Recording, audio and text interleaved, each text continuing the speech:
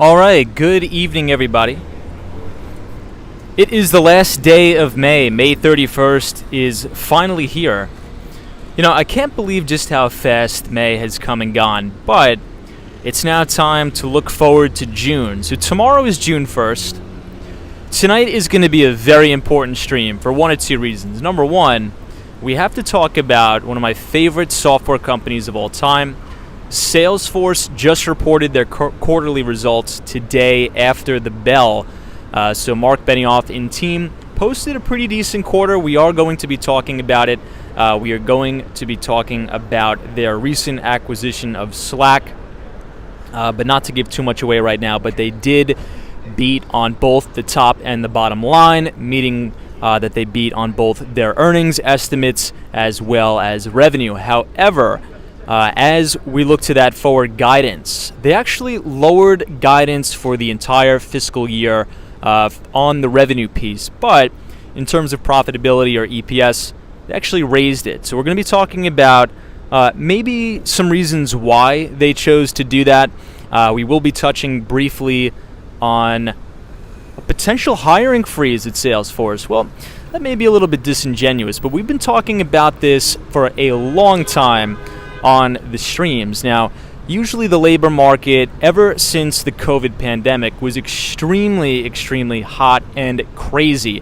But usually those types of environments, as I like to call it, irrational exuberance, they usually don't last very long. Now, what we're seeing is employees having the majority of the bargaining power over the employer. And as we've been writing about in the Behind the Street newsletter, I think that is starting to come to a head.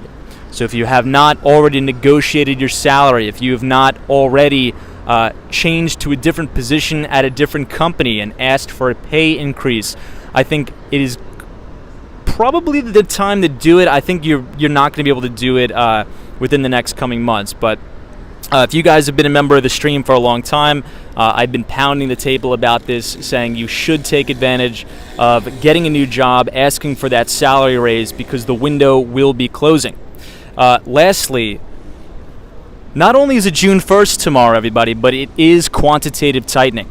So this is the official start of QT as opposed to QE, which stands for quantitative easing. So what does this mean? Well, the Federal Reserve's nearly $9 trillion balance sheet will start to be reduced starting tomorrow. So as we talk about, the Federal Reserve is getting really hot and heavy on inflation.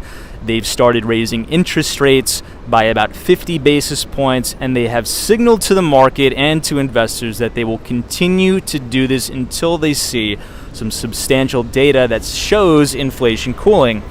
But I think the biggest thing is that balance sheet, which we've been talking about often on the streams. So QT will start tomorrow, which will reduce the Fed's nearly $9 trillion balance sheet. This will be reducing the money supply floating around in the economy, but the Fed will be reducing its holdings of not only U.S. Treasuries, but agency debt, agency mortgage-backed securities by a combined $47.5 billion per month for the first 3 months. Now, after the first 3 months, that is going to increase yet again to about $95 billion per month.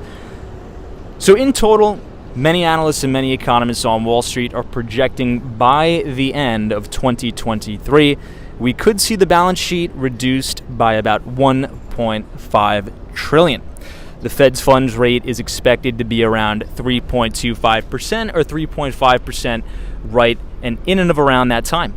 But more importantly, everybody, let's see who we have in the chat. Hopefully we're not having any microphone problems tonight. But we are at Central Park South, 59th Street, one of my favorite locations in the city. I see some of my favorite people here, everybody. I see some of my favorite people. I see Josie, Chris Beeman is here, Otto, welcome. Mr. Ming, Lucas is good night, Tom. Quants is here, good to see you, Quants. Abdule is here, The Truth says we're outside, good to see you. Lucas says hello, everybody. FredX is here, welcome, FredX. Joe Hernandez says hey, Tom, and everybody. Samantha R is here, says hey, Tom. Chris Beeman from Arizona, welcome. Mr. Ming says sadly I couldn't find the skateboard. I lost mine as well. Just kidding. It'll be back soon. The British Grey is here from Tampa, Florida. Always a pleasure. Diego is here. Happy Tuesday, Diego. Ruby Falcone, welcome. Solo 401, hopefully you had a restful Memorial Day weekend. Back to the good old grind. GG NYC is here, says hello, Tom and friends. L, the original, the one and only, Wendy England. Vinny Castellano from Staten Island, as well as the lovely Maria Castellano is here. Always a pleasure to see you both. Guys, you gotta give me 2 seconds here. I gotta put away my computer. Because for some reason, my phone has been acting up, and every time we start the streams, it will not allow me to start the stream unless I have my computer up. Kind of strange. But a lot to talk about, and I think a lot of important things to talk about too, because that newbie investors get a rude awakening to a market environment where the money printer is not going off the rails. But we'll talk about that. We'll talk about what it means for the housing market. But let me know if you guys could hear me. I'm trying to find the best place I could put my microphone without it being too annoying. But the good news, everybody, it's a beautiful night. It's a beautiful day here in New York City. Absolutely beautiful. Can't get better than that. So this is Central Park South, one of my favorite locations in the city, 59th Street. Right here at 6th Avenue or Avenue of the Americas. Hey, Ivan is here, says greetings, Tom from Tampa, Florida. Good to see you. GG NYC says hear you loud and clear. Good to see you, Gigi. Thank you. Sherry Rodrigo, welcome. Joe Hernandez says yesterday a lot of phones got new updates. You know, I think my phone updated as well overnight. We see WW is here, says Ayo Tom, love your daytime pics you posted in Manhattan. Hey, thank you, WW. It was definitely a beautiful day in Manhattan. You know, I was working out of the Park Avenue WeWork office today. I think that may be my favorite one in the city. I think that may be my favorite one. Marty Lewis, the one and only, says hello, everybody. Good to see you, Marty Lewis. You know, check out the sky tonight so you can see 220 Central Park South right here. In the back, you have the one and only Central Park Tower, which is one of my personal favorite buildings right here on Billionaires Row. But right in the back, you see the brand new Steinway building as well. So maybe we'll do a quick walk around Billionaires Row. But I think we'll go to Columbus Circle because we haven't been there in quite some time on the stream. Samantha R, hey, Ren 10 is here. This is Tom, how many WeWorks are in Manhattan? That's a good question. There's definitely a significant amount. There's probably, if I just had to throw out a number, I would probably say well over 50. Maybe that's too high. I would say maybe more than 50 in New York City, for sure. Definitely more than 50. This tower down here is actually called the MoMA Tower. The building is actually within MoMA. Ruby Falcone says, hey Tom, I'm doing well. Love to hear that. Shannon is here. Says, good evening, Tom. Good evening to you. Elle is here. Welcome. Girl in the Curl is here. What's up? Roy S. Good to see you. So today was a big day on Wall Street for earnings, but I think the most of the anticipation has to do with the Federal Reserve. Now, we already know that they're raising rates. We cover this almost every single night on the stream. And the reason why we cover it every single night is because the greatest investors of all time that we follow to a T on the stream, such as Stanley Druckenmiller, Paul Tudor Jones, William J. O'Neill, all of these investors, the one thing that they really have in common is they all ask themselves the question, what is the Federal Reserve doing? And there's actually been some studies that there is a direct correlation between the trajectory of the Fed's balance sheet and the prices of equities. And as we know, pretty much ever since the lows of 2008, the Federal Reserve has been on a bond buying binge. So as we know, that Federal Reserve balance sheet is made up of US treasuries, mortgage-backed securities, and essentially this is just like adding digital dollars to a screen. And it also puts an automatic bid into the bond market. Because if we understand that bond yields move inverse to bond prices? Well, if you have an entity like the Federal Reserve and central banks around the world consistently buying up treasuries and bonds and mortgage-backed securities, well, that's going to trickle down and put some pressure on real yields, right? But as they unwind that balance sheet and start to sell, rates will then tick up, thus making money more expensive. So this can impact the market and the economy in a myriad of ways. I think the biggest way is asset price valuations. Because, as we know, valuating companies and essentially trading stocks over a long period of time, your job is to discount cash flows into the future and determine the value of those cash flows. So as interest rates go up, especially if you have these tech companies that may not be turning a profit now but are projected to churn a profit maybe in a couple years or have their earnings projected out in the future, as rates go up, their future earnings now become less valuable. Thus we see extreme valuation compression, or PE contraction. And we are standing right outside the JW Marriott Essex House, very famous building here. So quantitative tightening starts tomorrow. The Federal Reserve will be reducing the size of its behemoth, nearly $9 trillion balance sheet.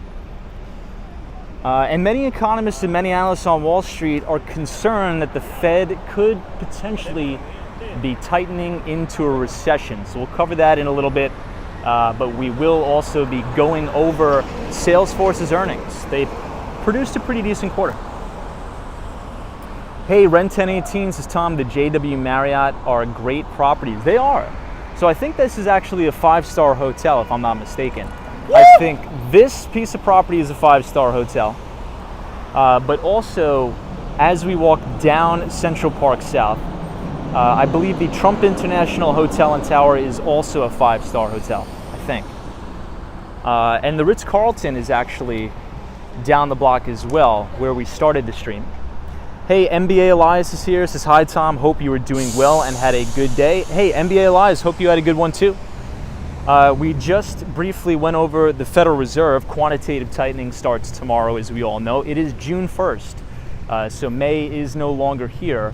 So running in tandem with the interest rate hikes of about 50 basis points, obviously if we look back through history, the norm is usually a 25 basis point increment in their hiking cycles, but the Federal Reserve is choosing to do 50 basis points, and then in addition to that, we are going to see the reduction of the balance sheet. But check out this view here from Central Park South, 220 Central Park South, as well as Central Park Tower. Fantastic. Silva is here, says, hello all, good to see you, Silva. Soho says, Tom, bring back the board. The board is going to be back right after I get back from San Antonio, Texas. But good to see you, Soho. Whopper is here, welcome. Sally is here, says, hey Tom, I am here, good to see you, Sally. Jones, good to see you. Dr. Smegama Jones, welcome. Strider 1239 says, how will the Fed go about reducing the balance sheet if they're selling? Who's buying? I think that's the question of the day, right? I think that's the question of the day, my friend. Which actually leads many people on Wall Street. So there is a guy, and I want to, dang it, I wish I put the command in the Nightbot, but there's a guy by the name of Gerald Celente. Now, I just want to forewarn everybody, Gerald is a great guy. He can be a little bit controversial and crazy sometimes, but Gerald Celente is actually the CEO and founder of the Trends Journal. I'm not sure if anybody subscribes to the Trends Journal, but Gerald Celente has really been doing a pretty deep dive, just as like how a Peter Schiff does a deep dive into sort of the whole end the Fed narrative, which I think many libertarians tend to take that side of the argument, I would say. But he says just that. His argument in the Trends Journal is that the Federal Reserve is essentially making a managed market. I think you guys sort of know my opinion on that. But if you have an entity that continuously prints money, that suppresses rates, where do you think equities are going to go? And so to his argument and many other economists and money managers on Wall Street, they say, well, in a quantitative easing cycle, you buy stocks. And during periods of quantitative tightening, it's a good time to sell. Because at the end of the day, who's going to buy all this stuff? Right? So we are going to see the unwind of the balance sheet starting tomorrow. But the Fed will reduce its holdings of U.S. Treasuries, agency debt, and agency mortgage-backed securities by a combined $47.5 billion. However, that's for the first 3 months. So starting tomorrow for the first 3 months, we will see a reduction in the balance sheet of about $47.5 billion. After the 3 months, and this is all supposedly, I mean, we could check if the Federal Reserve is actually going to do this, because we could actually just look online at the Fed's balance sheet. But after 3 months, that's going to increase to about $95 billion a month, is how much the Federal Reserve's balance sheet is going to shrink. So if we think about it, by the end of 2023, roughly speaking, give or take, the balance sheet should shrink about $1.5 trillion, roughly. And that would probably bring the Fed's funds rate to about like 3.25 or 3.5%. But then again, here's the other concern. So here's the concern. Let's say if the Fed starts to unwind this thing and the market throws an absolute temper tantrum. Let's just assume that that's true. Do you really think that the Federal Reserve is going to continue to be steadfast in their duties of reducing the balance sheet if the market throws a tantrum and this thing really craters? Now, I'm not sure. That I don't know. If I had to guess, I would say probably not. President Joe Biden did meet with Fed Chair Jerome Powell. Supposedly they were going to talk about inflation. They were going to talk about commodities prices, more specifically oil. I think the ticker symbol CL for crude oil futures, I think we broke 120 today, if I'm not mistaken. I have to go back and look. But I think you make a good point. But everybody, right in front of us, these two big, beautiful buildings. This used to be called the Time Warner Centers. One of our favorite German investment banks, Deutsche Bank, is now renamed with the towers. So these are the Deutsche Bank towers right here. Peter Webley says, Tom, the Fed is unelected and unaccountable, and the Fed. Yeah, I mean, Peter, I think a lot of people share your similar viewpoints, right? I remember this was really interesting. I think it's important for everybody to watch this particular video that is on YouTube. So back in the days of the Occupy Wall Street protests, I'm sure many of you, just like I do, remember that down in Lower Manhattan is Zuccotti Park. There's actually a fantastic video called I Am the 1% that is filmed during the Occupy Wall Street protests down in Lower Manhattan.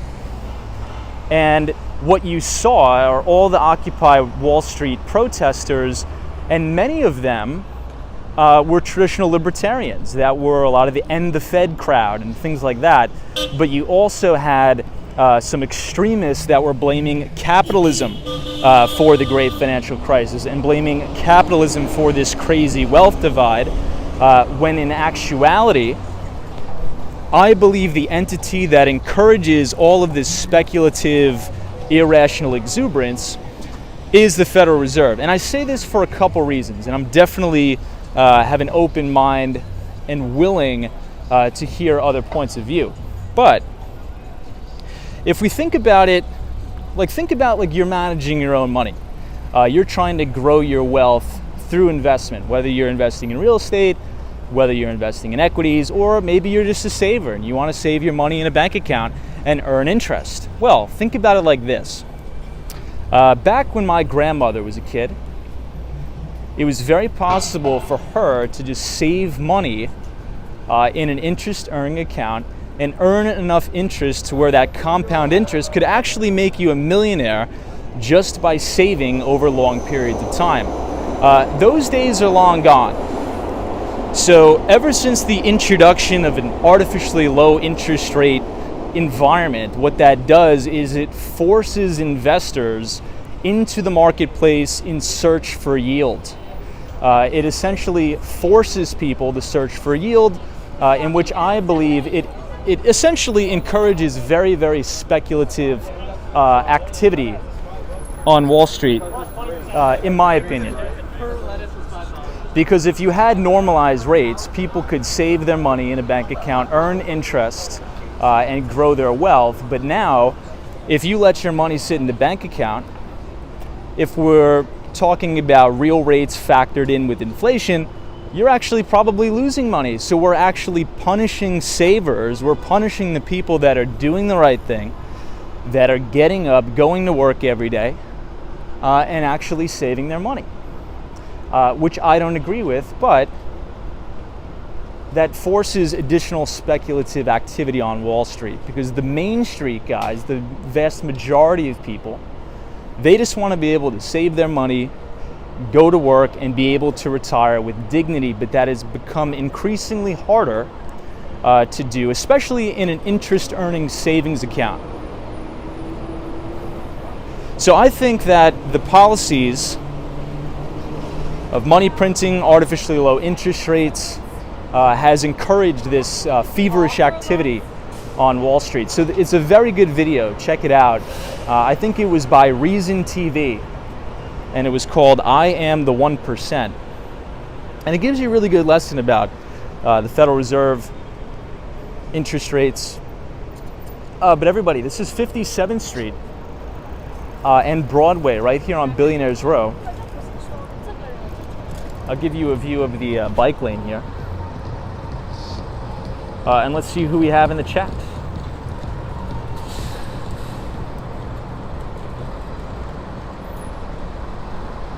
Hey, Geeky Lawrence 2007, what's up? Says, hey Tom, I am shocked Deutsche Bank is still in business given their history. Well, I think they're one of the biggest banks with the most toxic derivative exposure. So there's a joke on Wall Street that Deutsche Bank is not a big bank, but that is just a joke. Hey, Chris is here, says hard work is looked down on these days. This is Chris West. Peter Webley says investing, most Americans can't cover a $500 emergency. This is Peter Webley. Hey, Jay is here. Hello everybody, good to see you, Jay. Dan McLaren, ooh, what happened with Dan McLaren? Says, good evening Tom, slightly off topic, but I finally got a promotion at work. Yo, hey, Dan, nice, man. So happy to hear that, Dan. Congratulations on your success, sir. And please, keep the success coming. We love to hear that. Love that, Dan. If you come to New York, and if you're here, coffee's on me to celebrate. But this building right here is the Trump International Hotel and Tower. I think this is actually probably one of the better pieces of real estate, politics aside, because it has an unobstructed view of the park. So I think the top 3 unobstructed views of the park is Central Park Tower, which is a gorgeous building, which we're going to walk past right now. 157, which we talk about often on the streams because one of our good friends, Bill Ackman, which is a hedge fund manager of Pershing Square Capital, owns a unit in there. Fantastic piece of property. And I also think that 1 Central Park West is rather nice as well. But here's another Billionaire Row tower right here, which is 432 Park Avenue, right here on 57th Street. Hey, James is here. Says views of the park equals money. I agree, James. I agree. NPC 007 says Hong Kong Bank, the money laundering mobs. Yeah, I mean, A lot of the investment banks, as of late, have had to pay extreme fees for money laundering and things like that, but maybe that'll be a topic for another night. Hey, Samantha R is here. This is another $1 million shot. Yeah, this is a good shot, and I think the reason why it's so beautiful now is because if you guys remember correctly, this used to be all scaffolding, because this is the Nordstrom Tower or Central Park Tower. While it was under construction, pretty much the entire block was covered in scaffolding, and now that scaffolding is finally removed, so you can see just how massive the street is. It's amazing. Hey, Ramos13 says, hey Tom, I'm a big fan of your streams. Well, I'm a big fan of you, and thank you for being here. I appreciate you being here very much. Soho says, Tom, 15 Central Park South is nice too. I was thinking of getting a spot there. Yeah, so Soho, you're right. I think the former CEO of Goldman Sachs has a very nice property, piece of real estate in 15 Central Park West. Maybe we'll actually turn around and I'll show you guys that building, because Soho does make a good point. So 15 Central Park West also, I think, was home to Alex Rodriguez, I think, back in the day. And that is directly across the street from Trump International Hotel and Tower. So we have time, we might as well take a walk up there as we're talking about the Federal Reserve and quantitative tightening.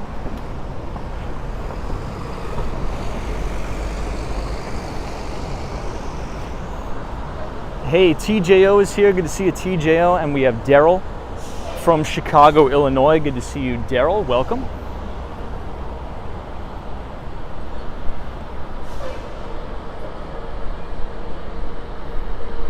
Hey, Jason Gates is here. What's up, Jason? Good to see you. So really quick, everybody. In 3 Columbus Circle, I believe there used to be an office, or there still is, of Young & Rubicam. And Young & Rubicam is an advertising company. And way back in the day, my grandmother used to work for Young & Rubicam. Way back in the day. But I believe they have an office here. I'm not sure, so don't quote me on that, but I believe Young & Rubicam was here or is currently here. Hey, Armor Knight says, hey Tom, how's it going? It's going really good. I mean, today was really a positive day. Work is going really well, finally. Well, it's always been going well, but I have a lot of deals that I've been working on for literally a year, sometimes longer, and they're finally starting to come to close. So, super excited about that. Hey, Grand Street 1 says Y&R, yeah. Yeah, so my grandmother always used to tell me stories about how she, this was way back in the day, she had an amazing job at Y&R, but she unfortunately had to give up that job. Haired protest.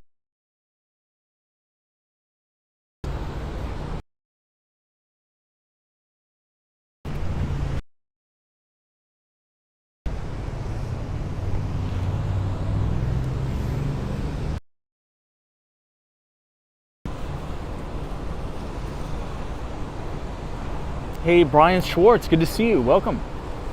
Sunshine After Rain, good to see you. Let's keep the that talk to a minimal here. Hey, Chase is here from Raleigh. Good to see you, Chase. That. So Chase, we were talking about the Federal Reserve. Not only, obviously, are they raising interest rates in 50 basis point increments, but they are also going to start to unwind that balance sheet equities. But here's the flip side of that argument. There could be a lot of this, a lot of quantitative tightening could potentially be already priced into this market. I believe at the lows, the NASDAQ was down about 31%. The S&P 500 did fall into a bear market for all of an hour and have since rallied. But as I've been writing about in the Behind the Street newsletter, the market should probably rally back into its major moving averages, which is the 50-day or Investors Business Daily. We did happen to have a follow-through day before the Memorial Day holiday. However, that volume was egregiously low. That we like to see when volume is ramping and volume is rocking. It was rather weak. So just keep that in mind.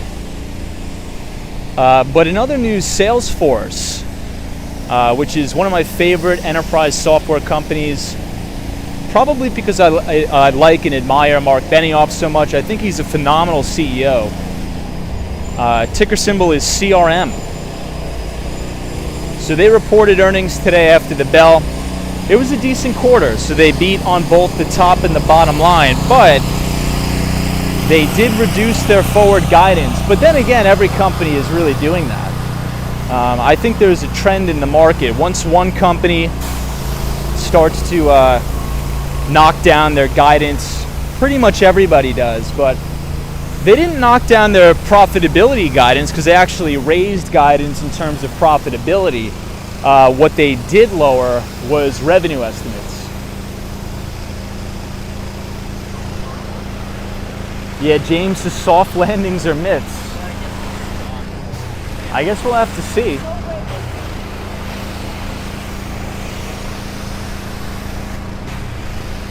So here's another view of Central Park Tower and 220 Central Park South. And as we know, the CEO of Citadel Securities, Ken Griffin, lives in the top of 220 Central Park South. But definitely a beautiful view here with the contrasting of the clouds in the background.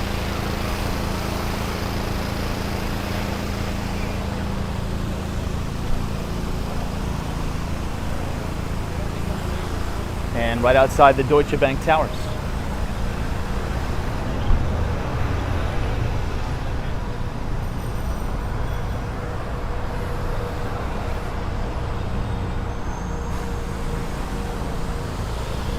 Hey, Claudio Mendez is here. What's up, Claudio? Says, hey, Tom, greetings from Brazil. So Claudio's asking if I have any exposure to Brazil. So I guess technically I do, but I have exposure to emerging markets through an ETF, but it's a very small portion of my portfolio. You know, one of the downsides, if I think the main two emerging market ETFs on Wall Street, I guess the ones that are mostly traded, right? So I guess the ones that turn over the most is probably EEM and VWO, which I believe is the Vanguard product. But the thing about that is the exposure is so high to China, and that poses much geopolitical risk. But here we are on West 60th Street. Hey, Bagels and Walks is gorgeous night tonight. It really is, and the temperature is cooling off quite a bit. The temperature is dropping quite a bit, so. Yeah, Chase's is per se there. So my friend actually used to be a chef at that restaurant, at the French restaurant per se. But now he actually moved to California, and now he just moved back to New York City to work at a restaurant. But my friend used to work there at Per Se. And how could I forget this Italian restaurant? How could I forget? It'll come to me in a second. But it's also owned by Lydia. It's not Becco. It's another one. But I believe that restaurant closed down. Hey, sunshine after rains is beautiful views, Tom. So this building right here, everybody, with the very luminous top, is 157. So 157 actually was the first Billionaires Row mega tower, and it is very famous for Michael Dell, I think, owning a $100 million apartment. Also Bill Ackman. So speaking of Wall Street, Bill Ackman is a very, very successful hedge fund manager and owner, CEO, founder, creator, whatever you want to call it, of Pershing Square Capital. So Bill Ackman, very famous for his dispute with Carl Icahn. Obviously, Carl Icahn rose to fame on Wall Street by being one of the original corporate raiders in the leveraged buyouts. That was definitely a spectacle to see on CNBC. I'm not sure if anybody remembers that, but the days of Carl Icahn and Bill Ackman going at it. But Bill Ackman made a phenomenal trade during the COVID crash by buying swaps on the S&P 500, netting the hedge fund a profit of over $1 billion, but then giving a little bit of that profit back by taking a big bet on Reed Hastings, CEO of Netflix, taking about a $400 million bath as the stock plummeted 20% on poor earnings, as the company has shed subscribers for the first time in its history. But Bill Ackman, definitely an iconic, fantastic investor. I think a very misunderstood investor as well. Oftentimes on the stream we talk about why. Hey, NNB045 is here. Says, hey Tom, what's up? Hey, NNB045, I'm sure you're on your way to New York, or at least getting ready, potentially. So Soho was talking about this building in the chat recently. This is 15 Central Park West. Beautiful building. I like it because it's very discreet. It's not a very gaudy building. Is that the right word, gaudy? Can we use that? We'll use it anyway. It's not it doesn't really stick out at you. It's sort of hidden away, but it's definitely has its own beauty in and of itself. Hey, Cayenne Pacific says, hey Tom, good to see you. Dutchman is here. Happy Tuesday, Dutchman. NMB045 says, yeah, I'm getting ready, looking forward to it. You know, I should be here. So I'm flying out to San Antonio Thursday night, but I should be in the city Thursday during the day. I should be. So we'll connect on that. Geeky Lawrence 2007 says, aren't the tenants in one of those Billionaires Row buildings suing the developers due to massive flaws? Yeah, Lawrence, you're absolutely correct. So that one would be 432 Park Avenue. So there's been extensive problems with that building. I don't know all the details, but there is intense litigation going on between the tenants and the developers. I will direct you to a phenomenal video that I believe the Urbanist, it's either the Urbanist or Urbanist, fantastic video explaining some of the flaws of the tower. I believe I linked it in the Nightbot. I forget the command, but if you just type in Urbanist 432 Park Avenue, really well done and thought out video if you want some more clarity on that. But this is 15 Central Park West, right here. Beautiful building. Hey, MBA Elias says, good luck with your flight, Tom. I had 2 flights canceled in the last 4 days. Really? Why? Which airlines, if you don't mind me asking? So I think I'm flying American. So James, Columbus Circle was a wreck in the 70s, the old convention center.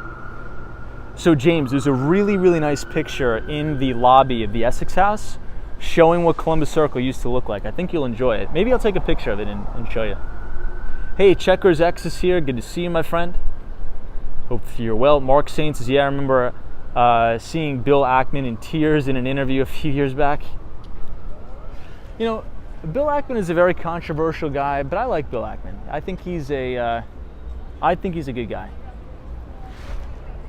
Very misunderstood, by the way, with the, a lot of people mischaracterized Bill Ackman's interview on CNBC during the 2020 COVID pandemic, saying that he came on CNBC to try to scare investors so the market would crash so he could profit on a short position, which is actually a big total, I guess you could just call it fake news, I guess, for lack of a better term. But pretty fitting since we're outside of Trump Tower. So I guess I'll say fake news. Essentially what Bill Ackman did, if people actually listened to the entire interview and not just clip out sound bites, what Bill Ackman said is, he says, hell is coming if we don't act to shut down the economy.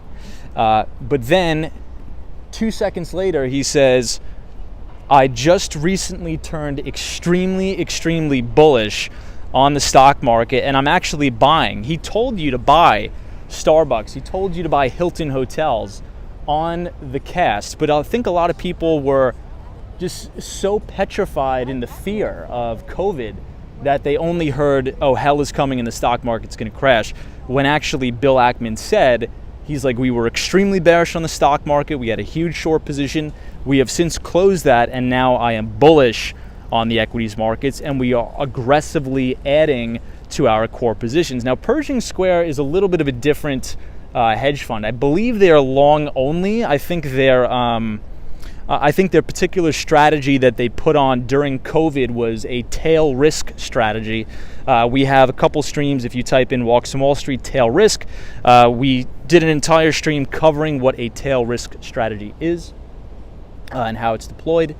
But by and large, Pershing Square will concentrate their holdings into roughly about 30 or 40 companies and be very concentrated. So one of Bill Ackman's reasonings for dumping Netflix is he's like, the way we invest is we take huge size and make big concentrated bets on positions. And now that the fundamental story of Netflix has changed, we have to cut our loss and move on, which I think was very admirable of him to do that. But this is 1 Central Park West, so the Trump International Hotel and Tower. There is a 5-star restaurant on the right side.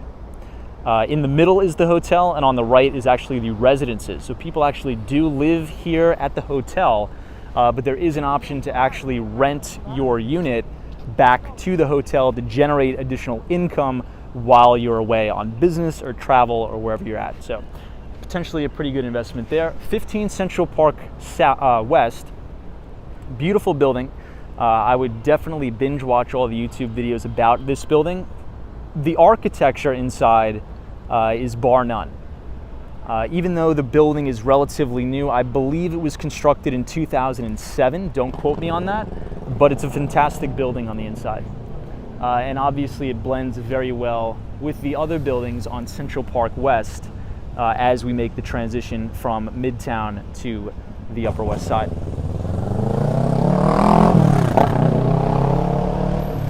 Hey, New, what's up? Good to see you. Andy S., I didn't see that, but I'm going to have to check that out. So speaking of the building with all the problems, this is 432 Park Avenue right here. This is the Steinway building on Billionaires Row. Mark Saint says, Tom, that restaurant per se on Columbus Circle was the most expensive meal I've ever had, but it was amazing. Yeah, so Mark, one of my good friends used to be a chef there. But yeah, supposedly it's an extremely expensive French restaurant. I heard the portions are extremely small, but there's like multiple courses. So interesting that you went there. That's awesome. I'm glad you had a good time.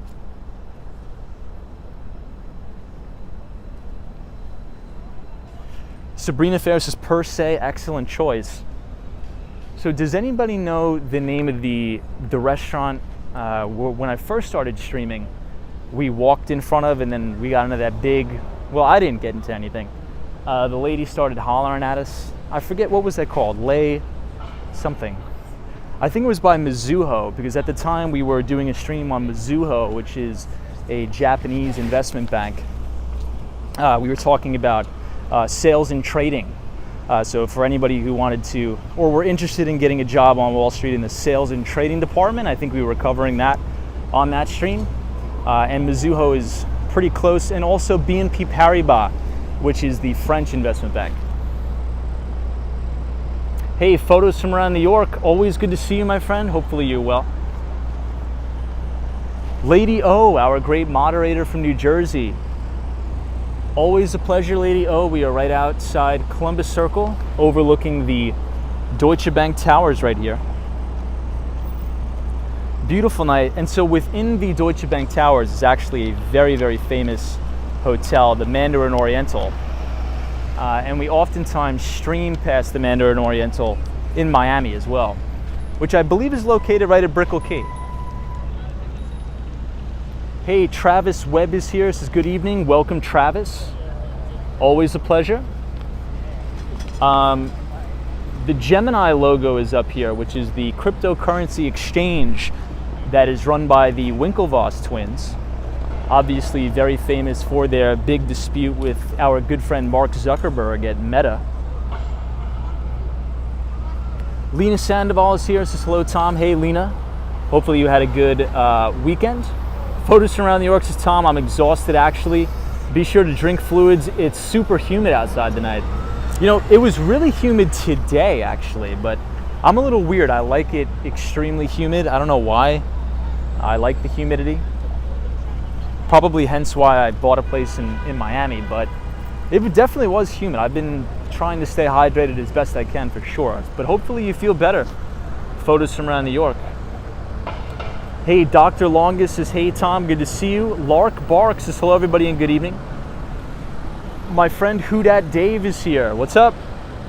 Says maybe the restaurant where the lady, yeah, is called Karen, yeah, potentially. That's funny. So this is the main location at Columbus Circle. I'm so glad we got to come up here tonight because very seldom do we stream from up here.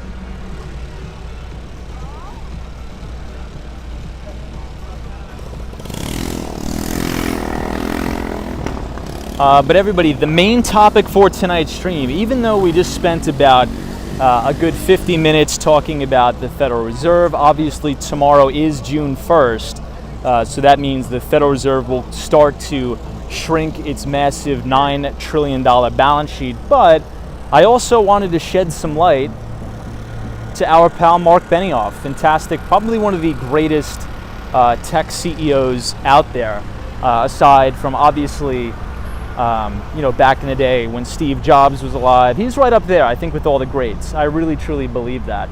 I think he's just a fantastic person. So CRM, ticker symbol CRM, beat on both the top and the bottom line. Shares are up about 9% after hours the last time I checked. Could be up 10%, could be up a little more.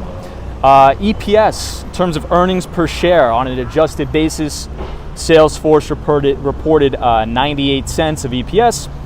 Many analysts on Wall Street were expecting 94 cents worth of earnings.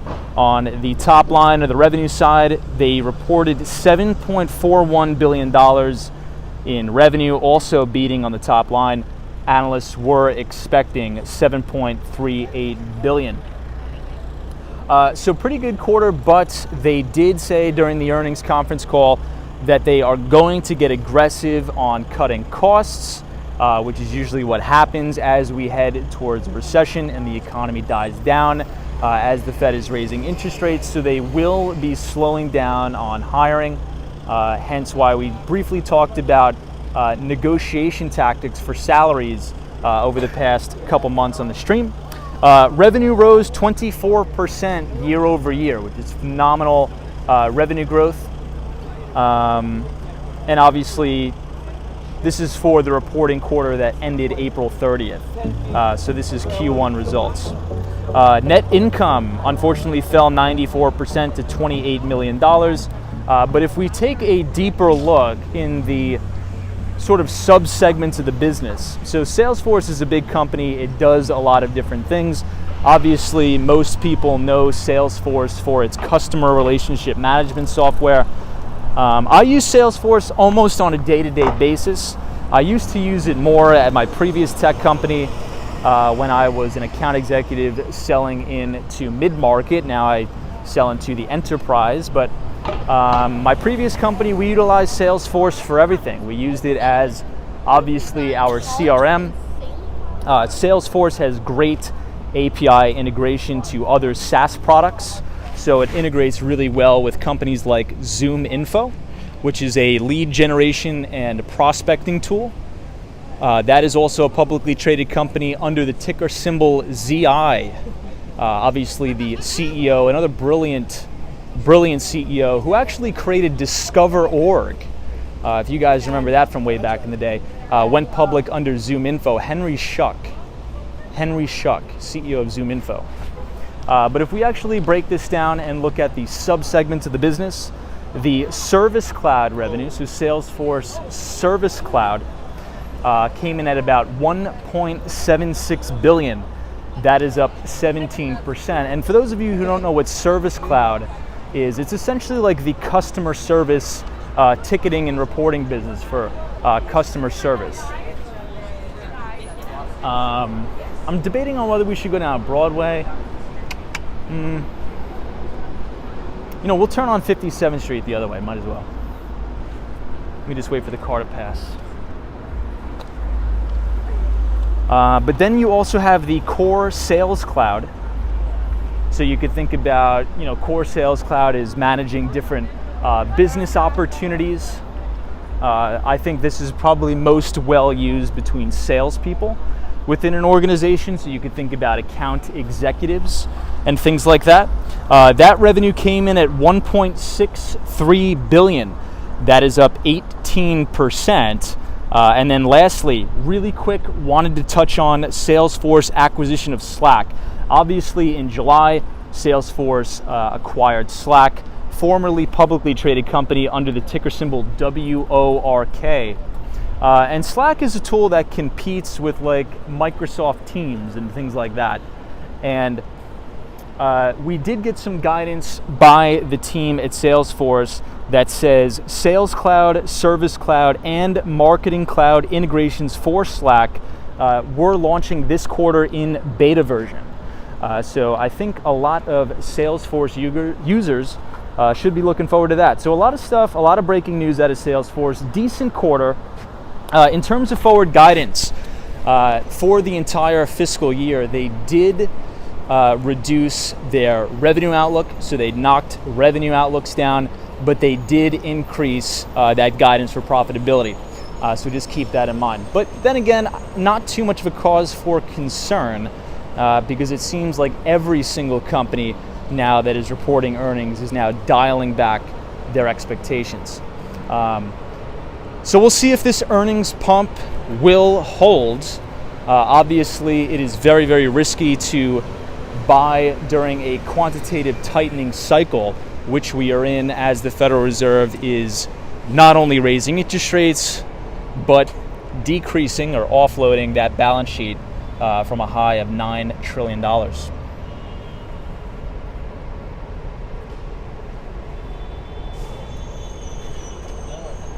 Hey, Cosmo Scary is in the chat. Cosmo, what's up? Hopefully you had a good weekend, Cosmo Scary. So if you guys are enjoying the stream so far, feel free to leave a like on the video and subscribe if you are new for more live streams around New York City and Miami as we talk about the latest news on Wall Street. But this is actually in Central Park Tower. So the basement, I guess you could call it, or the storefronts in Central Park Tower is actually Nordstrom. So very beautiful building here.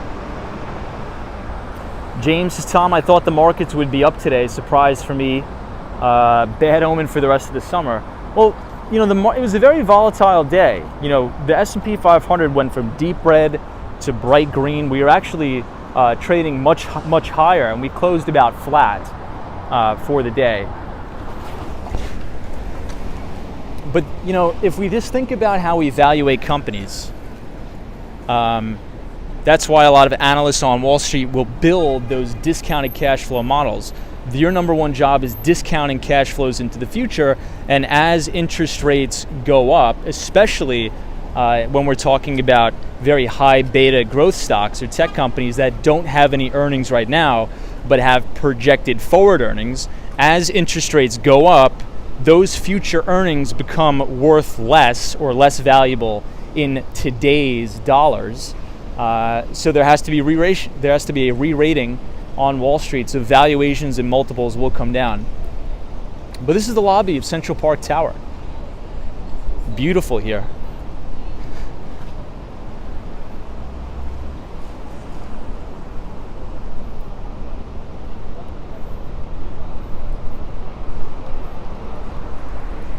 And this is very exciting because right here at Central Park Tower, used to have all scaffolding, but the building, I believe, is open for tenants.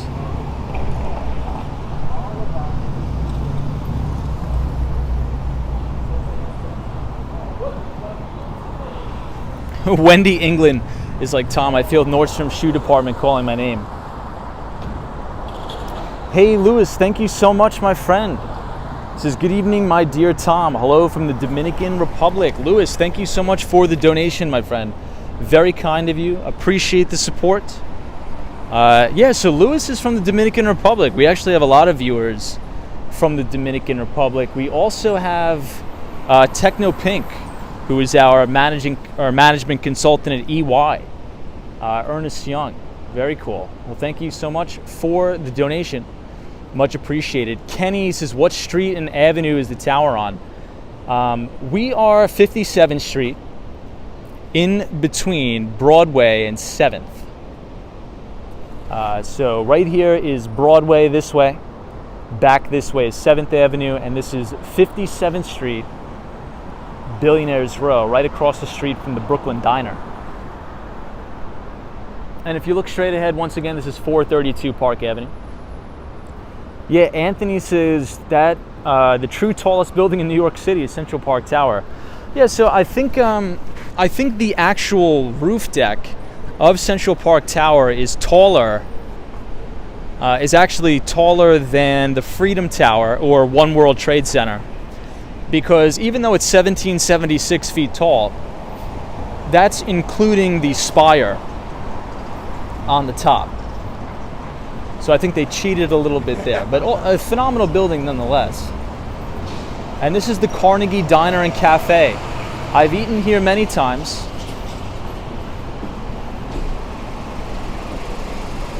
You can see everybody eating here, having a good time, which is nice. I remember when the entire indoor dining was completely closed here, and everybody ate outside in tents.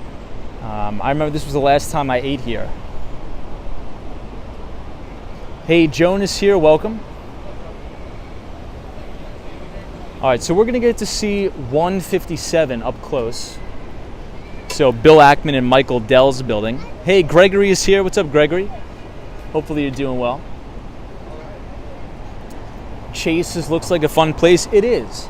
This is one of the most prime locations of the city, because look what we have right across the street. This is Carnegie Hall. Carnegie Hall is on the corner of 7th Avenue and 57th Street. But here's the downside. The downside is that there's scaffolding covering the entirety of the building. But I believe this will be down in about 2 to 3 years. So if you want to see the beautiful architecture of Carnegie Hall, you're going to have to wait a couple of years, because the scaffolding is out in full force here as we have this beautiful dog walking past us. Yeah, Wendy England's like, I get dizzy looking up.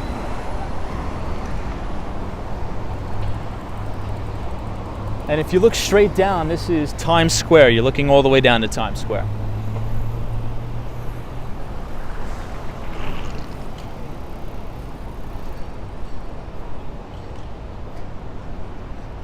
And obviously this is the main subway station here at 57th Street. You can get the NQRW trains.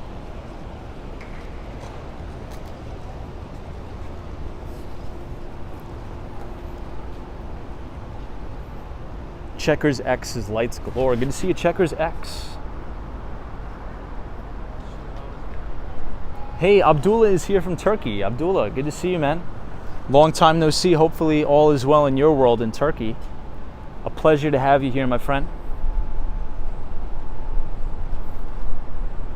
Abdullah, welcome. So the cool thing that I like about 157 is the tower shares. So the residents on one side, but the residences of this building can also use all the amenities of the Park Hyatt Hotel. So very clever, very unique. Chase's is Rockefeller Center close. So we'll probably walk past Rockefeller Center tonight. It's not technically close here, but it is a couple blocks down in the 40s. Hey, Iowa Oaks is the Yankees just over in the Bronx. A 9-1 win. Very nice. And this is the IESE Business School.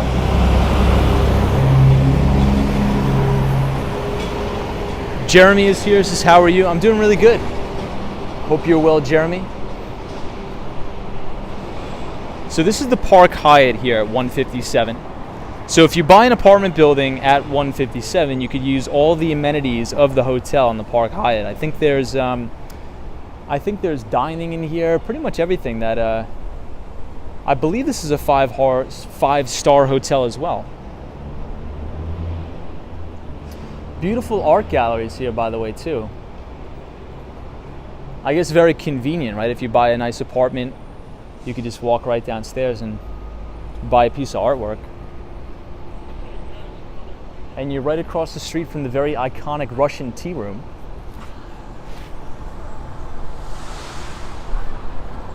Gregory says no standing sign. Be careful. I think we get an automatic Walks on Wall Street exemption pass.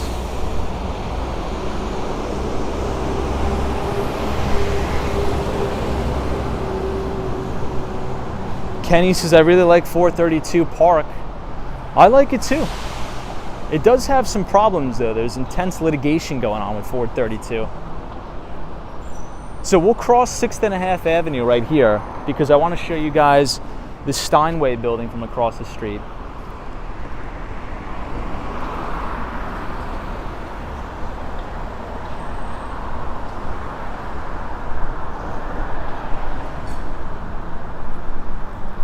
Axe Roar says, what's up, bro? Good to see you. Welcome.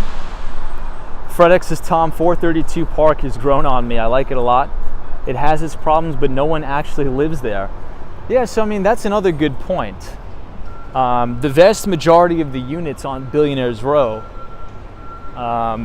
people don't live in them. A lot of people buy them as quote-unquote piggy banks in the sky, as a way to park cash. Oftentimes, they may utilize the apartment for a week out of the year.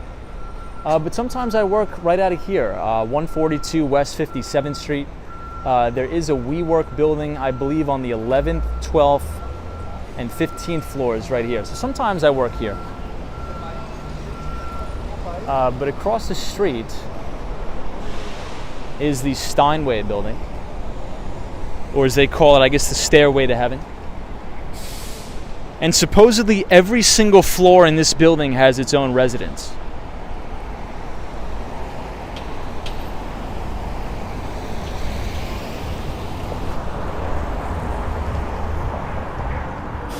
Hey, Zachary Woods, is it true that 432 Park is one of the most hated visually buildings in New York City?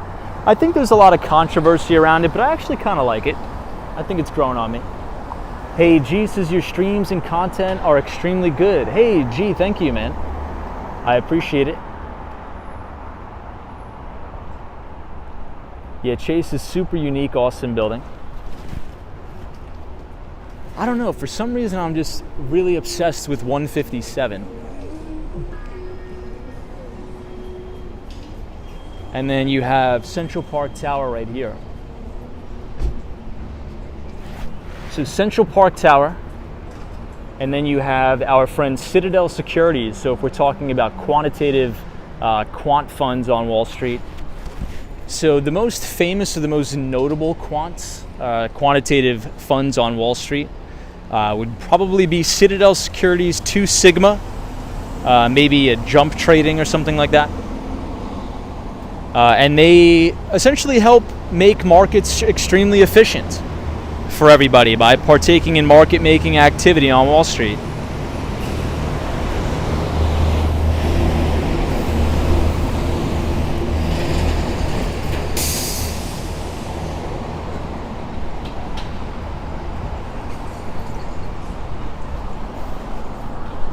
Hey, Yogi's here. This is Tom. I imagine myself sitting on top of the floor or on the top floor with a cup of coffee and thinking about conquering the world. Let's do it, man. I'm in. FredX is 9.4. Samantha R says, do I even rate it? 1,000 out of 10. So I will tell you guys a somewhat sad story. this building here, I'm not too sure what it was called, but I was reading an article online. The architecture inside the building was just breathtaking, unreal. You can imagine like a Morgan library on steroids. And they're going to tear down the entire thing and build another one of these billionaire row skyscrapers. But check it out. I'm not sure what the address is. Let me see. Let's actually zoom in on it. But I mean, it was just unreal. It looks like it's 123 West 57th Street.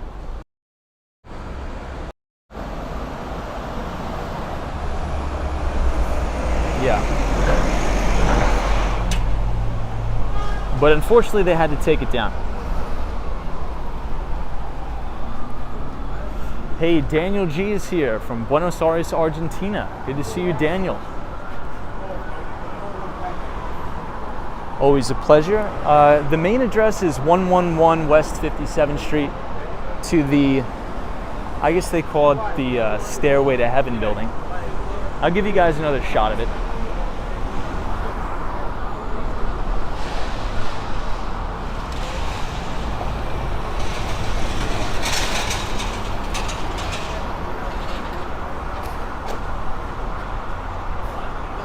Wendy England says, Tom, it's going to be a 26-story office tower. Bummer. You know, now that we're looking at it, I actually kind of like the 111. You know, I've heard from people that the apartments are rather tight in 111 West 57th Street. They're rather compact from what I'm hearing.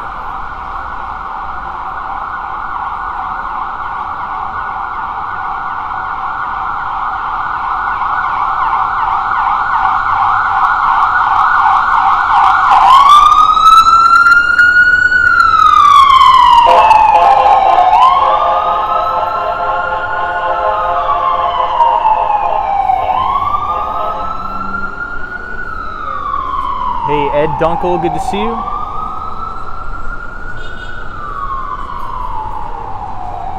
Chris, hey, Bradley J says, yo bro, off topic, any chance you can help a man out and go to the Blue Ribbon Sushi Bar? My girl's there. Good to see you, Bradley J.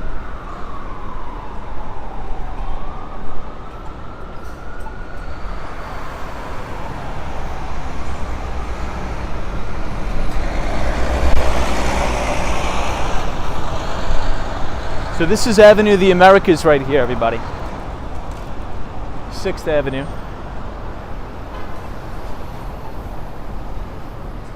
And I'll give you guys one more shot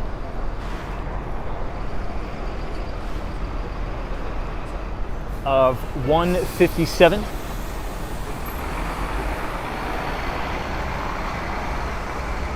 Herbert says, Tom, you are correct. One residence per floor. Having seen a few of them, they are not too tight. This is Herbert. Good to see you.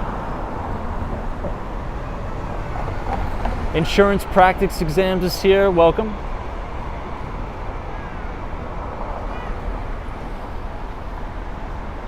Iowa Oak. Good to see you.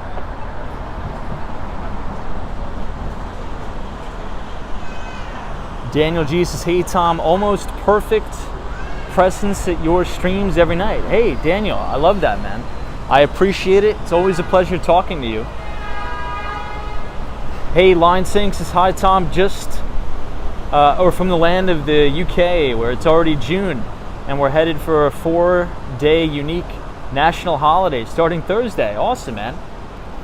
Well, have a great holiday. So all of our South Korean viewers as well, Wednesday is a South Korean holiday election day, so happy holidays to you guys.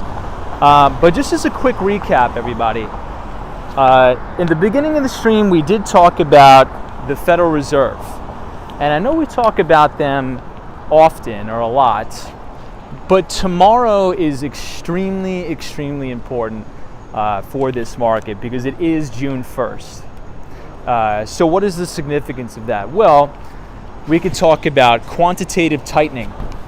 So the Federal Reserve will officially start QT as opposed to QE.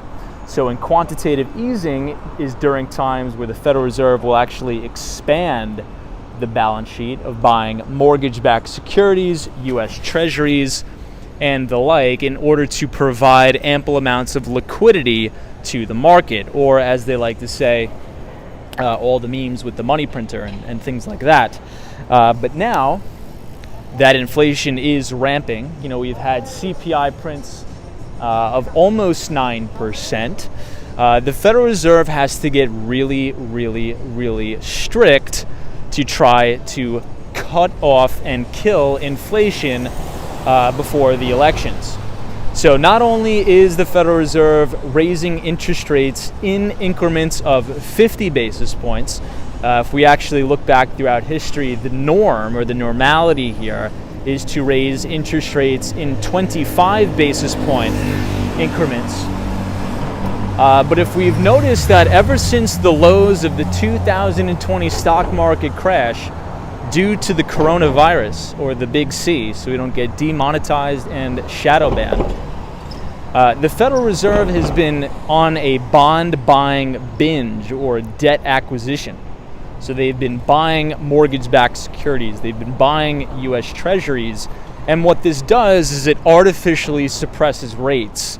So when we've had an interest rate environment where rates were near zero, that has encouraged extreme irrational exuberance or speculative activity on Wall Street. Like we've seen a lot of these technology stocks getting bid up to ridiculous valuations in terms of price to sales, in terms of price to earnings, because when interest rates are low, investors are willing to pay more for future earnings. However, it's a different story now. As interest rates are going up, the future value of those earnings are now worth less.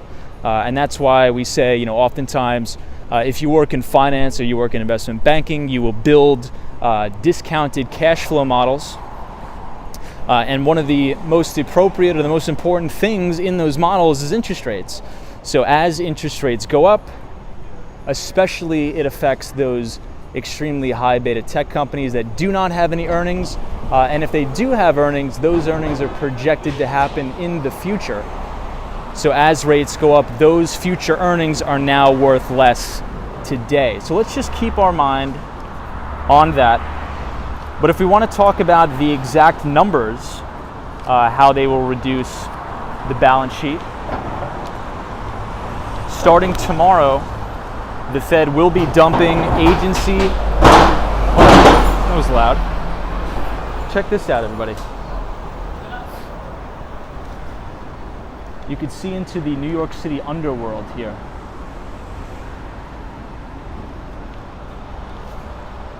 Kind of crazy. So for the first 3 months, the Federal Reserve will be reducing its balance sheet inclusive of U.S. Treasuries, agency debt, and agency mortgage-backed securities by $47.5 billion per month for the first 3 months. Then, after the first 3 months, they are going to increase the amount that they are going to be offloading off their balance sheet to $95 billion a month. So many economists and many analysts on Wall Street believe that by the end of 2023, the Federal Reserve will have shrunk their balance sheet by about $1.5 trillion. And if we put this in relation to the Fed's funds rate, the Fed funds rate is expected to be around 3.25% to 3.5%. And obviously, this should put additional pressure on the equity market, but that is still to be determined. But now we are here on Fifth Avenue, right outside the Louis Vuitton building. Hey, Jose is here. Good to see you. Welcome, Jose.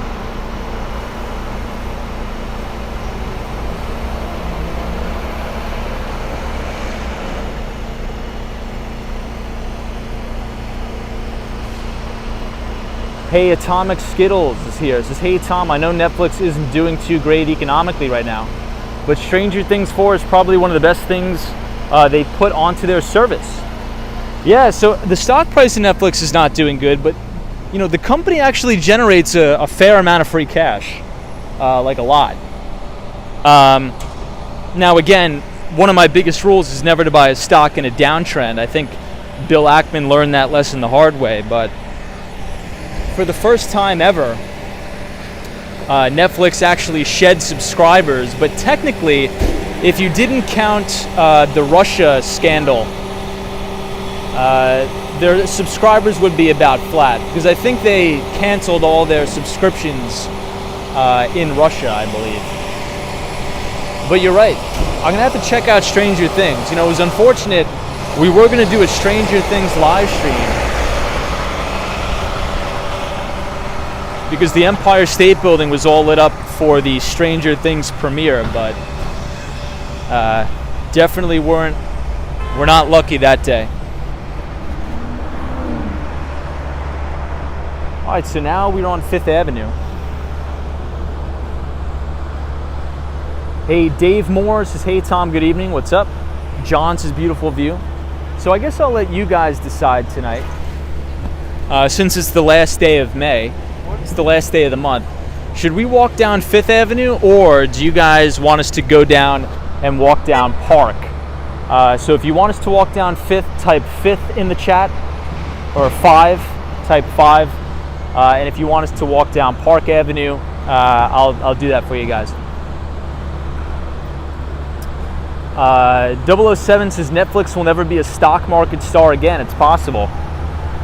I'm seeing a lot of Park Avenue.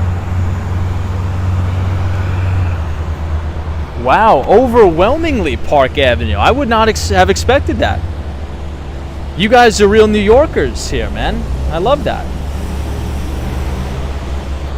I saw this really quick. Here now says, what is your opinion on Alibaba? So, I actually used to have quite a decent sized position in Alibaba, but I blew the entire position out for tax loss selling last year. That was one of my worst investments because essentially, and if you've been watching the streams for a while, maybe you're new here, so I'll quickly explain it. I had a huge bull thesis on China. I mean, nobody could have been a more raging bull than me. And obviously we've talked about Dr. Kai-Fu Lee, Sinovation Ventures, which is a venture capital firm that only invests into Chinese machine learning and AI companies. So I had a huge bull thesis on China. I was long a lot of Alibaba, a little bit of Pinduoduo, and I blew both of those positions out late last year because it's very hard to invest in China with the geopolitical risk. It's extremely, extremely hard. And I don't want to deal with it. And it's a shame. It's a shame.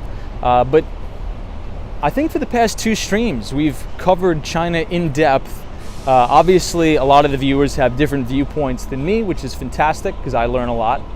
But I think, in my view, and I could be wrong, but it's very hard to invest into Chinese companies, especially now that China has this zero COVID policy.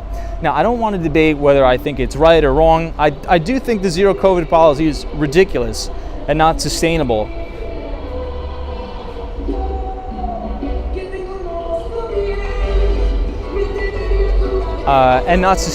But if you can have a government that can just automatically shut down an economy at any time, even though we have full vaccine rollouts, I mean, how could I make an investment thesis based on that? I can't invest with that.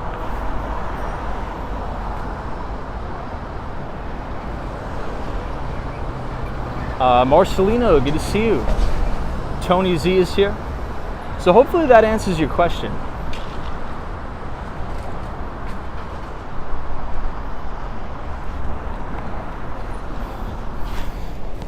But I did own Alibaba, and I did sell it at a loss the last year. So this is 432 Park Avenue. We're actually on Madison Avenue, and you could actually see One Vanderbilt right here.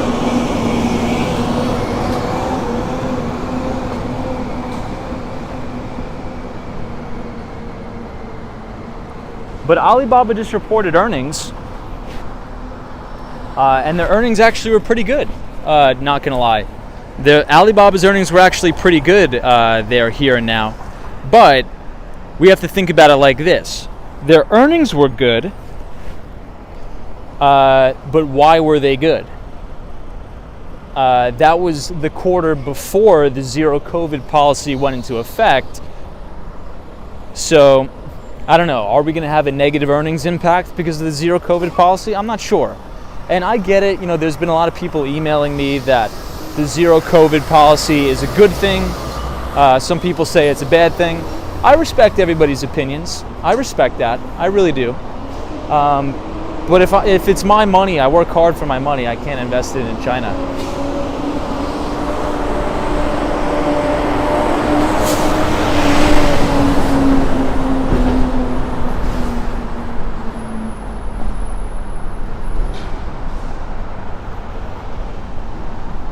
Wow, everybody, check this out. I think this is my favorite view of 432 Park Avenue. We're literally right under it. Beautiful view. Kaiser's is mostly fake news, oil and gas. Are you saying mostly fake news, invest in oil and gas, or what are you saying? But Kaiser, good to see you.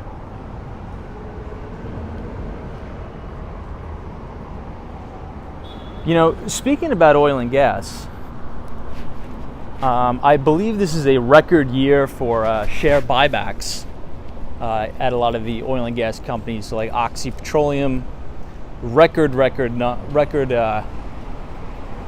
levels of share repurchase program for the oil and gas industry.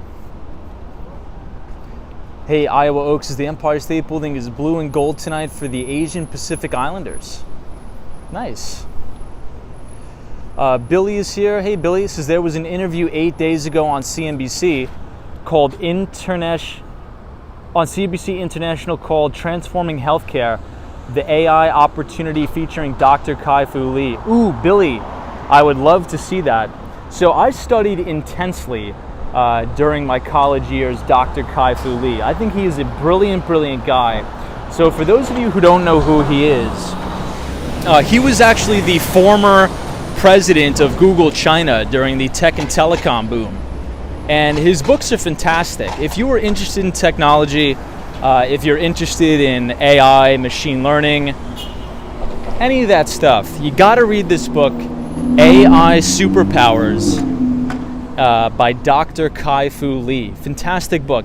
Actually, he just came out with a sequel to AI Superpowers, which is called AI 2041, which is a very unique way the book was written. It's a fantastic piece because the way it is written is a little bit fiction. So, hold on, I know what you guys are saying. I hate fiction, I don't like it, I get that, but it's fiction and it's nonfiction. So the way he did it, and I think this is such a creative way, the way that Dr. Kai-Fu Lee put this book together, AI 2041, is he took his experiences not only as the president or former president of Google China, but also as now a venture capitalist running Sinovation Ventures, which is a VC firm that only invests in Chinese AI and machine learning companies. And he took all of the expertise he has there to essentially forecast 4 different, I guess you could call them hypothesis situations that could potentially happen. So it's 4 stories about what the world could potentially look like as we move closer to the age of AI or general AI. And oftentimes general AI is sort of what they portray in the movies, which can oftentimes be fiction. So there's 2 types of AI for those of you who are familiar with the space. There's general AI and then there's narrow AI. But fantastic book.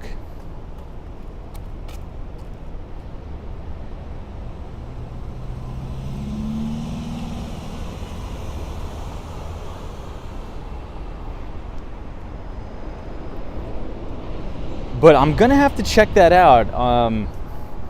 I did not see that on CNBC International. I'm going to have to watch that tonight. Thank you for telling me about that, by the way. So here we are, 432 Park, everybody.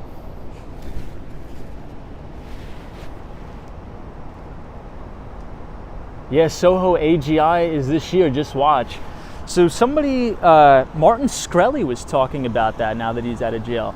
But we won't get too riled up. Yeah, Photos Around New York says sometimes to convey a topic is often done through fiction. You're right.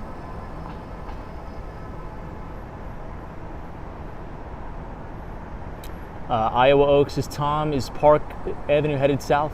Toilet paper matters says, hey, Scape Bro, why are the roads in a pretty bad state in Manhattan while New York City has enough income to cover the costs to repair them? Unions, maybe? But, you know, not for nothing, I do have to give the city a little bit of credit.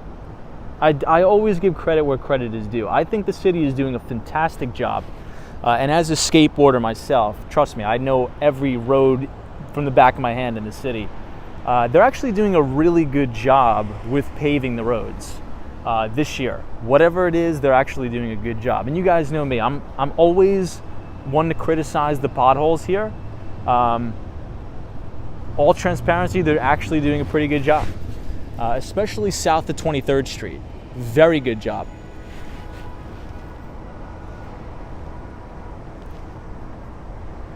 Hey, Douglas is here. It's his first time I have seen a room light go off in New York City.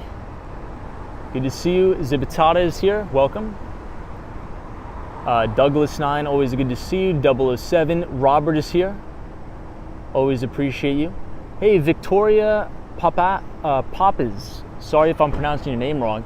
Says new subscriber here. Victoria, thank you for joining the channel. We appreciate you being here. And welcome to Walks on Wall Street. So for everybody that's new here, it's a very relaxing channel. We tend to go live about 5 days a week, walking around or skateboarding around New York City and Miami and talking about the latest news information in relation to finance. We talk about the Federal Reserve, notable earnings reports. We talk about the housing market, and sometimes we just hang out. So thank you all for joining. But this is the entrance of 432 Park Avenue. Right here. Dr. Longus is so true, Tom. So much better than the 1970s and 80s, I remember. Yeah, I mean, like, this road is not too bad, but if you go south of, like, Madison Square Park, not for nothing, I mean, the roads are, I don't know if they just got, like, grant money or something, or they're finally going through with old projects or permits, but the roads are actually brand new, a lot of them, if you go south of 23rd. Also, where we just were on Billionaires Row, if you go Columbus Circle on Broadway, all brand new paved roads there. Hey, Evelyn MD says Yankees won. Love that. Oh, but speaking of CNBC, everybody, I met a very, very cool person today as I was walking out of the office. I met the one and only David Faber. How cool is that? How cool is that? Yeah, I saw him today on Park Avenue right here outside of 430 Park. Yeah, that's the story. So one more shot of 432 right here. Victoria says greetings from the land down under. Awesome, love that.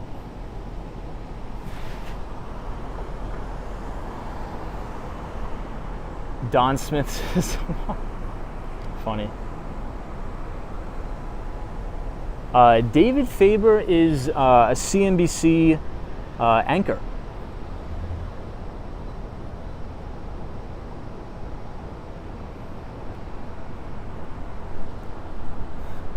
Rodrigo is here, says hey, good to see you.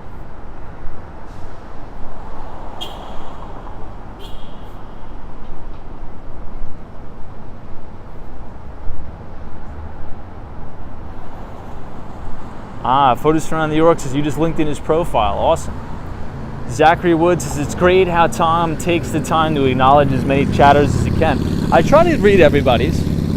I think that's the most fun of the live streaming, is getting to talk to everybody.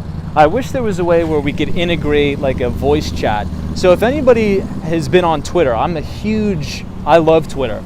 If you want to follow me on Twitter at Walks Wall Street, I really, really like the concept of the Twitter Spaces. Has anybody participated in one of the Twitter Spaces? I just think it's such an awesome idea because you can have people that run publicly traded companies, CEOs of companies, and you could join in a voice chat with these people, and you could probably have a pretty good chance of talking to them. I wish YouTube live streaming did something like that, where I could tap on somebody's name, and then you guys could actually come off mute and talk to us in the chat. I think that'd be kind of cool. But this is where I worked out of today, 430 Park. Right here. So as I left the office, there he was, David Faber.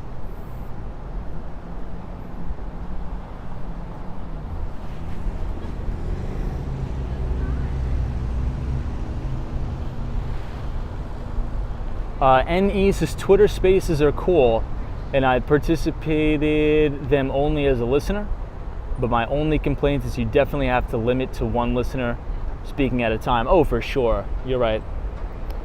Frank James English says you would be a great radio host. Appreciate that, James. So I'm going to do some research. If there is a way where I could actually drop a link in the chat, yeah,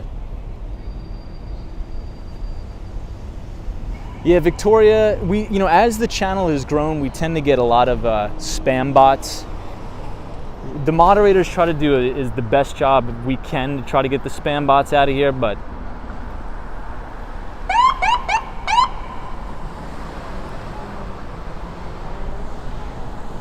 Vance says, do you like pizza one bite? Everybody knows the rules. Absolutely. So speaking about Dave Portnoy, one of my favorite pizza reviews, if you guys want to have a really good laugh, I think I've talked about this before. Check out Joe and Pat's. Type in Barstool Sports Joe and Pat's. Hilarious pizza review. Absolutely hilarious.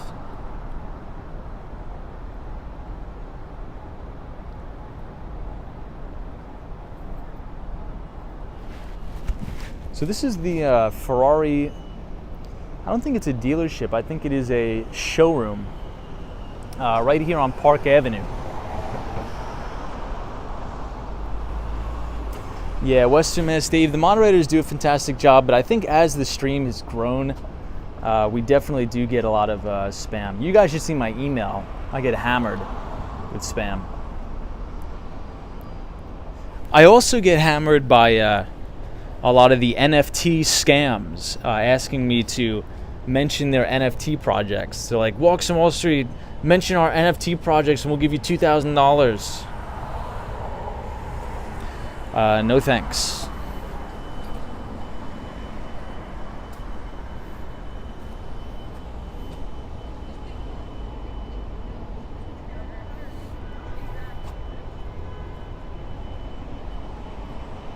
Yeah, FredX is like, I fought a war for you. Yo, FredX, that is the most funny. That is the most funny pizza review ever, man.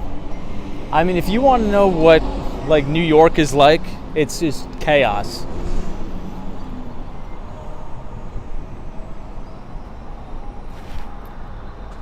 Man, we're getting them again, man.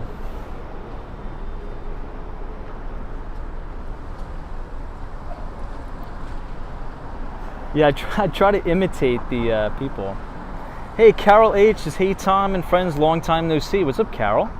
Always appreciate you joining in. Hopefully you had a good Memorial Day weekend. But Carol, tonight we were talking about Salesforce, so ticker symbol CRM, reported earnings. But more importantly to that, we also were talking about the Federal Reserve. They are going to start unwinding their balance sheet starting tomorrow.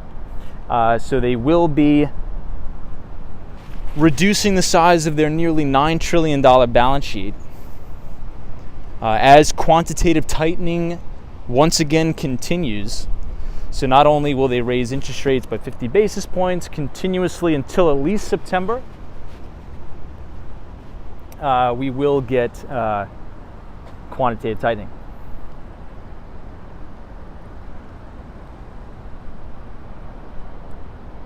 Herbert says, can't you block them? So I do block them, but there's so many. Sometimes these people create like thousands of accounts. What I think I may have to do is turn on subscriber only mode that can chat, but then again, that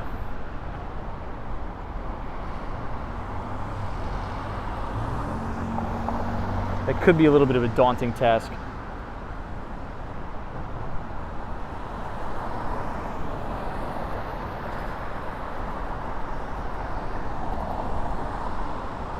I got something stuck in my eye.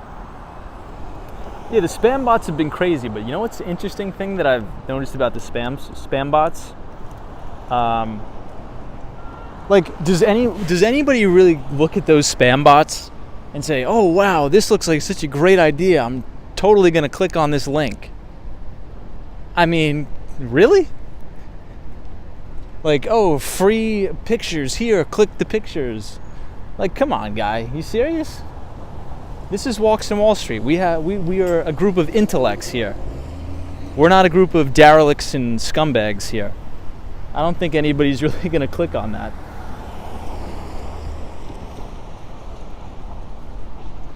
Hey, Cayenne Pacific is here. Welcome. Yeah, so I'm seeing a lot of chats about the Broadcom ticker symbol AVGO potential takeover of VMware acquisition that could potentially kick off the start of additional acquisitions.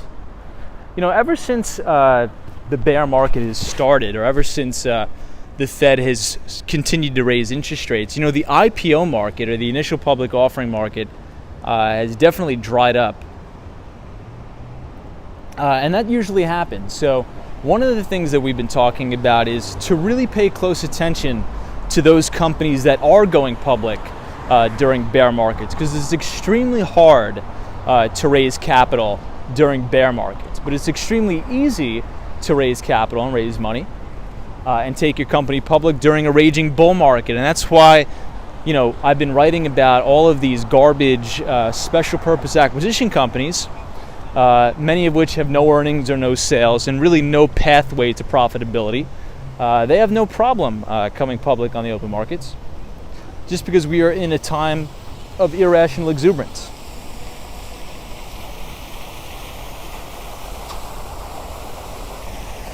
But here's my favorite one. The Seagram building right here.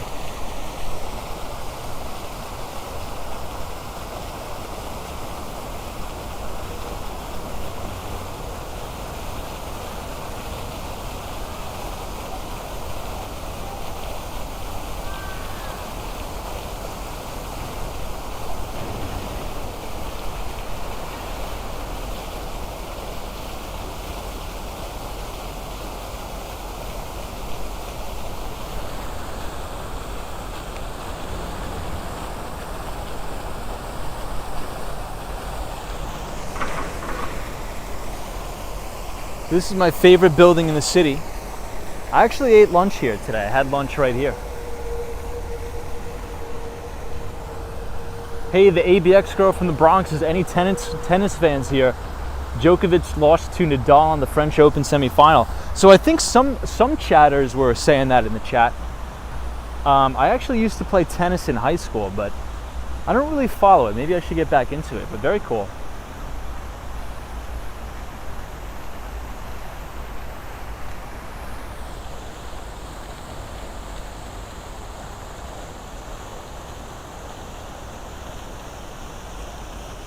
So this is the view from right outside the Seagram building. I believe 375 Park is the address. Carol says, I used to sit by that fountain and eat my lunch. Carol, I probably sat next to you then. I used to do that every day as well. Yo, everybody, check this out. It looks like somebody's having a party all the way up there at 432 Park. You guys see that? It looks like somebody's having a big party up there.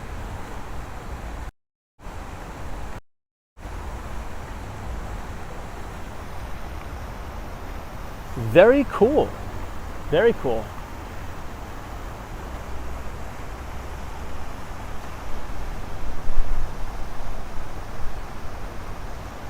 Nick says it's the start of Pride Month tomorrow. Oh, is it midnight? Maybe it is midnight. I think we started the stream really late, didn't we? Hey, D is here. Good to see you, D. Welcome.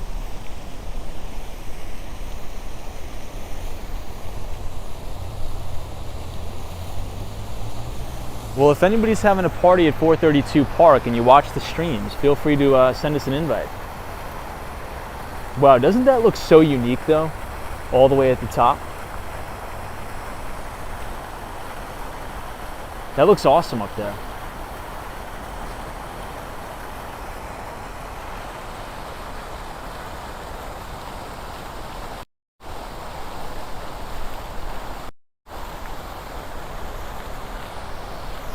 So Carol, during the day you could actually see inside the building. I think many of these floors are vacant. So I believe it was the 17th floor of this building, Seagram building. It used to be a company called ServCorp. And ServCorp was very similar to like a WeWork. And before the pandemic, I was actually gonna rent a small office in this building. But then obviously, you know what happened. But I think ServCorp either went out of business or just closed their location here. Which is such a bummer because this is my favorite building in the world. And I think the office space was like $3.99 a month. And I was like, I am definitely going to do this. It's my favorite building. And then I think the company went out of business. Actually, let me rephrase that. I think ServCorp has a location in One World Trade Center, the Freedom Tower. But I think they were not very well capitalized during the pandemic. So they had to close one of their less profitable operations probably. Which I believe was in this building. DJ says, Tom, today is National No Smoking Day. I love that.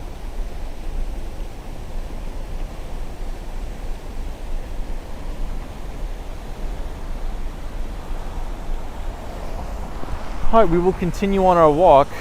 We might as well walk past KPMG as well as Blackstone.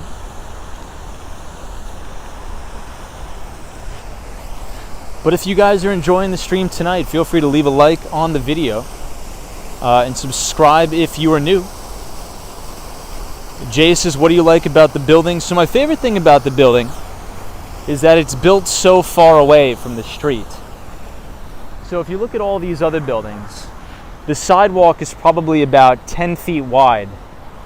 But not only do you have a super wide sidewalk here at the Seagram building, look at all of this space. It's sort of like a public park. I actually think it is technically a public park here.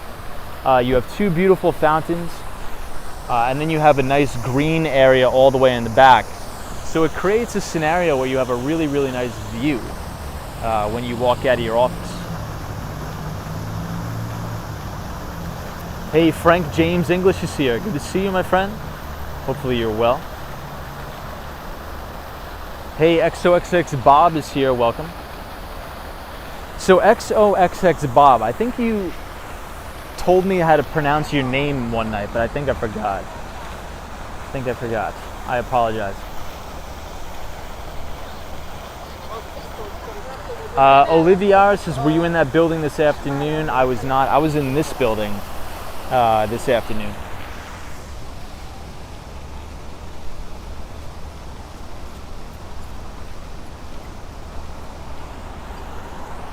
But it is the first of the month tomorrow, so we are going to hear from the ISM. We are going to get the PMI numbers out, which is extremely, extremely important because it makes up about the manufacturing sector makes up about 20% of the economy. So if the manufacturing sector is growing, we have a pretty good probability we could say that the economy will grow, GDP will print positive, and the stock market will follow. But should we see a downturn or a downtick in the PMI numbers, that's not good. So tomorrow we will dedicate the entire stream to talking about the ISM, Manufacturing Report on Business. So stay tuned for that. But tonight, obviously, we covered Salesforce earnings, and we talked about the Federal Reserve, how they will start quantitative tightening tomorrow, Tesla taxi. Very nice.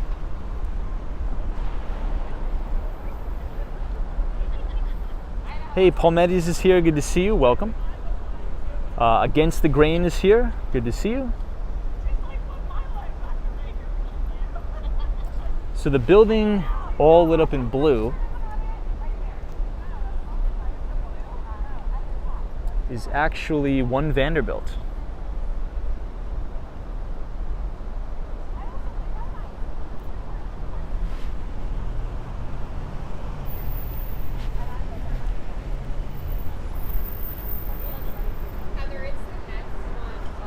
Hey, Andre is here. Says, "What's up, man? I'm from Brazil. Hope you're okay. Where do you live? And how are the rent prices in the area?" Well, I used to live in the city of Manhattan, but then I moved out and I bought a place in Miami, Florida. So whenever I'm back in New York, I reside on Long Island. But the rent prices in this area are really crazy. We are in one of the most expensive places in the city. I think the median rent in New York now is like $3,800 or something bizarre like that, which is unfortunate, but it is true. It's extremely, extremely expensive. But good to see you. Thank you for joining from Brazil as we cross the Waldorf Astoria, which is another very famous place. You know, and they're building a Waldorf Astoria in Miami as well. It's going to be the tallest residential tower south of the One World Trade Center.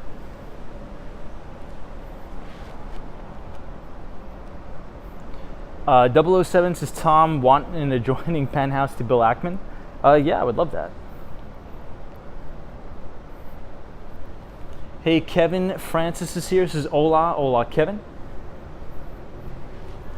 Anthony says, one of the most expensive areas in the world, probably. Victoria says, what time is it in New York City? I think it must be like 11 o'clock now, right? I mean, we've been streaming for 2 hours, so that probably means it's around 11, maybe 10:30. Hey, Mel says, that's what my rent was on Waverly. Yeah. So Mel, did you have a one bedroom or did you have a studio?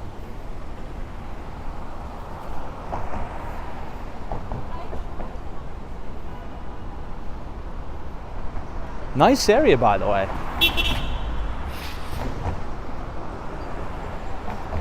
So here is the infamous Cause statue. So when I used to work at Marsh McLennan building, right there, 1166 Avenue of the Americas, we had this guy in our lobby, but ours was black. And this guy is, I guess you could call that pink, right? Hey, CP is here. Says, dope, just made it in. CP, the party has now started, my friend. Good to see you. We are just checking out Park Avenue tonight.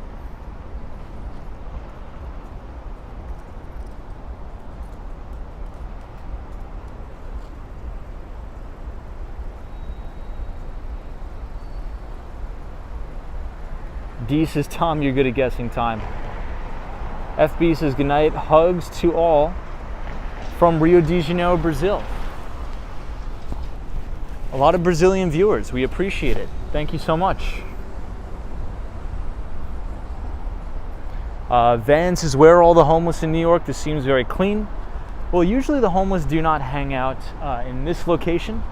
This is Park Avenue, so a lot of the hedge funds, investment banks, VCs, things like that are here. Usually you'll see, unfortunately, a lot of homeless activity near Penn Station, which is around 34th Street. But this tends to be very clean area here.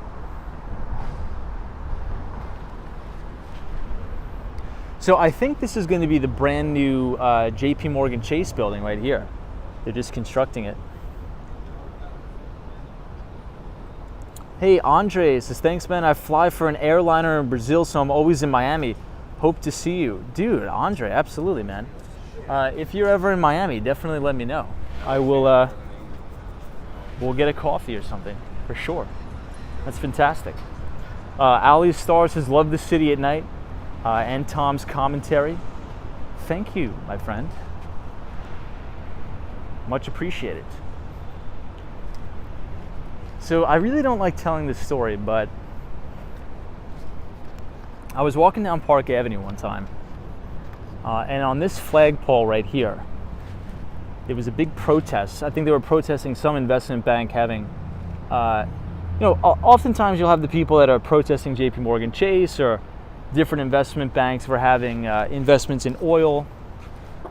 And somebody, hold on, I got something in my eye that's killing me.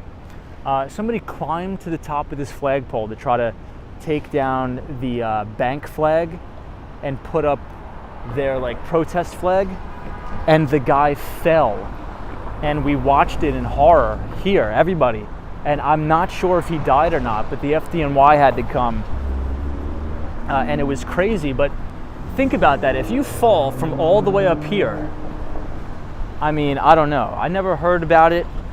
Since then, it wasn't in the news, but I remember watching it. It was like the most terrifying thing I've ever experienced.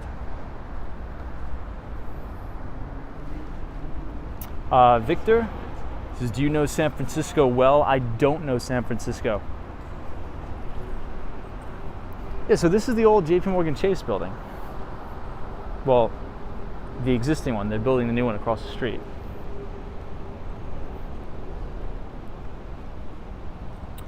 Jesus is here, says, hey, new subscriber here. I don't mean to sound dumb, but are we in a recession currently? I mean, it's possible.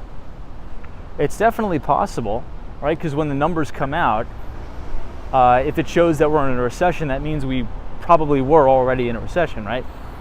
Hold on, I gotta put the camera down. I gotta take out my contact lens. It's killing me.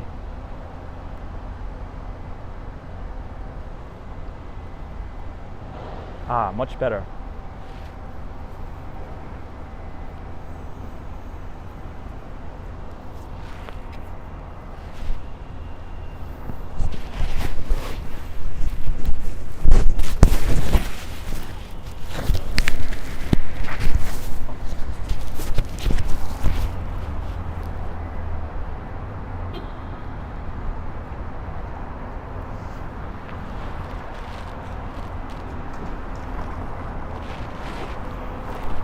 Hey, Marcelo is here. Good to see you.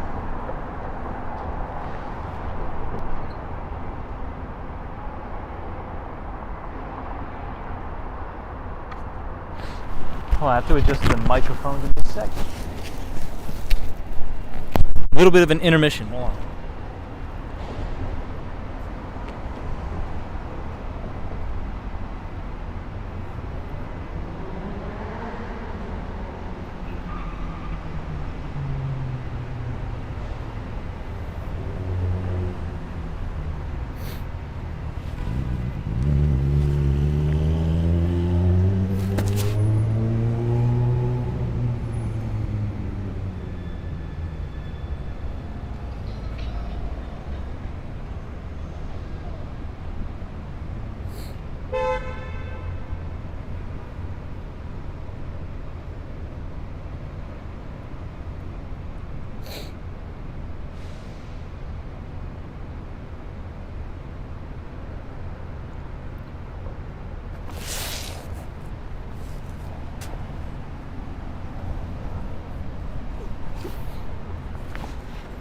Van is like, show us your eyeballs.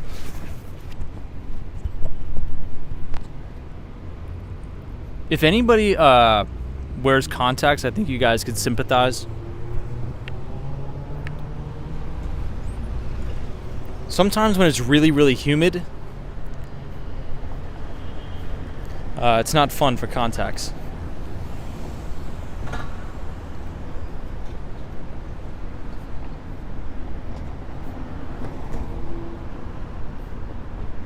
Wendy England says, yep, agreed.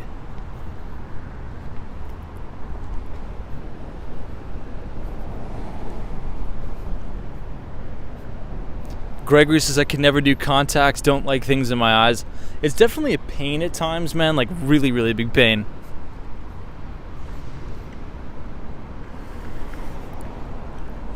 Line Sink says, I admire you being able to take contact lenses out so easily. Well, this one was like a forced withdrawal here, so I didn't really have much of a choice. Van is here, good to see you.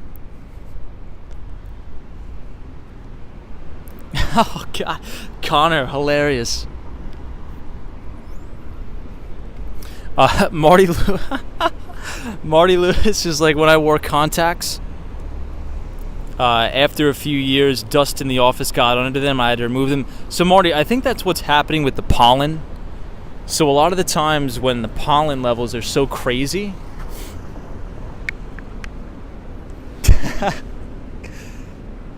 yeah, apologize for the distraction there, everybody, but man, if anybody's ever worn contacts and during allergy season, sometimes when the pollen gets built up and then your contacts move around and it scratches your eyes, man, that is the worst. Especially during a live stream, definitely is not fun. 007 says, where were you? They occupy Wall Street. So I was in college during the time. But I would oftentimes go down there and walk around because that was at the time when Reason TV, I'm not even sure if Reason TV is still around anymore, but Reason TV was doing a big coverage on the Occupy Wall Street protests with Peter Schiff from Euro Pacific Capital and Euro Pacific Bank. So I would often watch those videos on YouTube.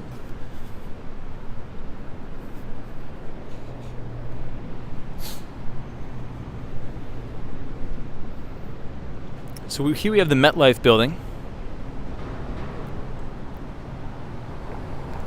Marty Lewis says, Tom, I have been wearing glasses outside after cataract surgeries in May to protect my eyes from the pollen blowing around. Well, that's a good idea. That's a really, really good idea. So a lot of people are saying you should try LASIK surgery. Definitely will consider it. How much do you think LASIK surgery is? Public domain, LOL cows, is 100% the pollen. It happened to me today. Got it. I think you said something else in the chat. Let me see.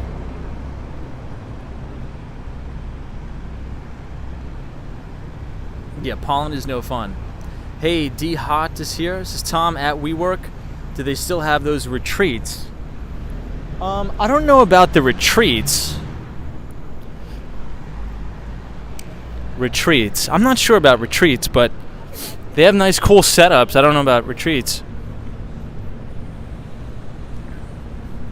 15 grand for LASIK. My God.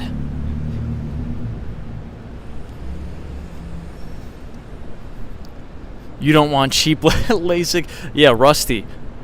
You're right. You definitely. That's probably one of the things you don't want to cheap out on. Yeah, let me harass my eye doctor for a discount on LASIK.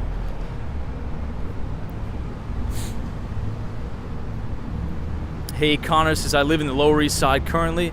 I was just over there yesterday for the Rangers game. Yeah, there was a Rangers game. Usually I run into all the Rangers fans when I go home to the island. Yeah, you're right. So now we are coming up on the Yale Club here. Hey, War Walker, what's up?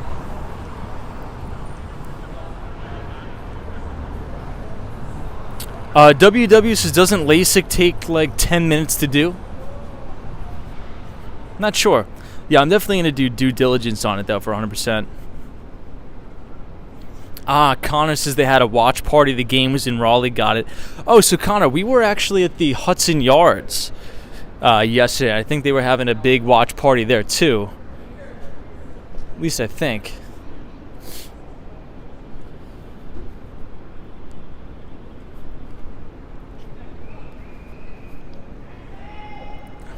Van says you should ask somebody to walk with you because you can't see. Yeah, that's true.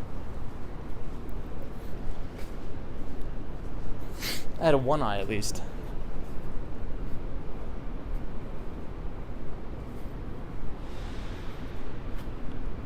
Ah, Connor says out at Central Park at the skating rink. Nice.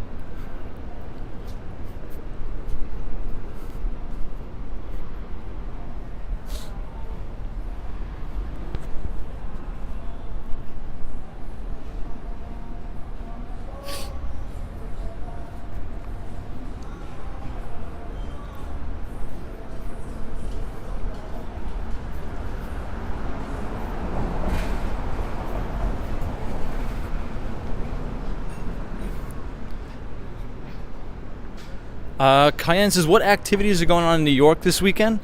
I'm not sure. I'm not even going to be in New York this weekend, unfortunately. I have to be in San Antonio, Texas.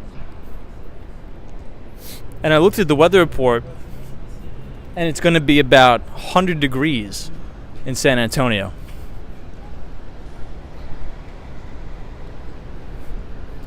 But we're going to head back uptown.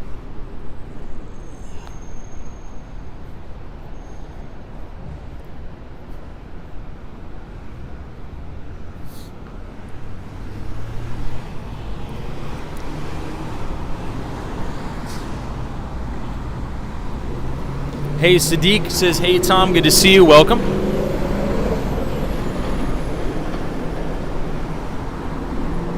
Victoria says, I love the American accent. Appreciate that. Connor says, have you been to Rosario's in San Antonio? I have never been to San Antonio. So this is going to be my first time. I'm a little bit excited, but we'll see. I'm going to be there Thursday night. Friday, Saturday, and Sunday. So we'll see.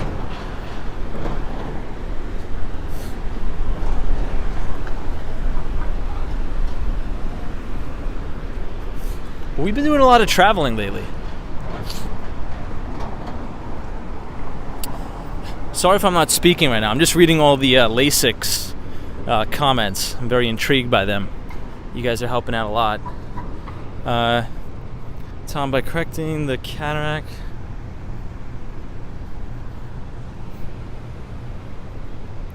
Hey, Hassan B, what's up? Good to see you, Hassan. Well, for those of you who are just joining before we had the cataclysmic contact lens debacle, I think we had a good conversation on the stream about the Federal Reserve. Tomorrow is the big day when we unwind the balance sheet. Also, we talked about Salesforce earnings.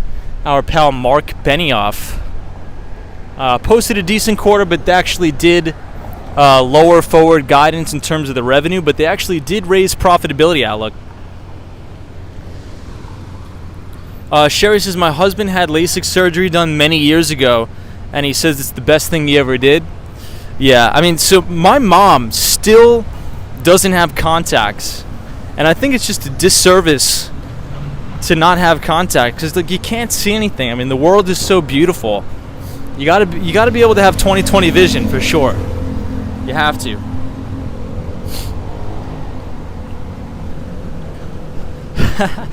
T3 is like Florida's 90% humidity equals instant sweat. I love it humid. I don't like it very dry. I don't like the dry heat.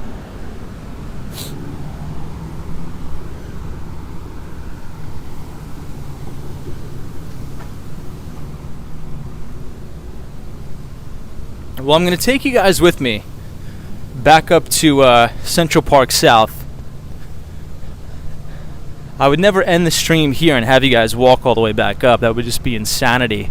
So don't worry. I'll take you with me.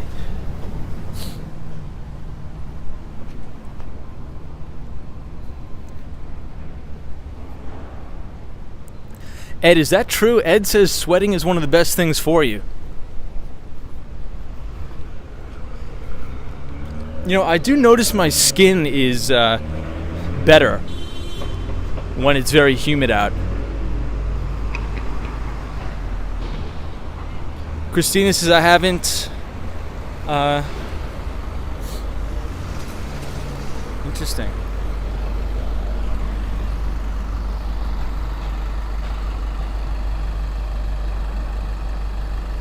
Vinny Castellano, always good. Vinny Castellano, always good to see you, my friend.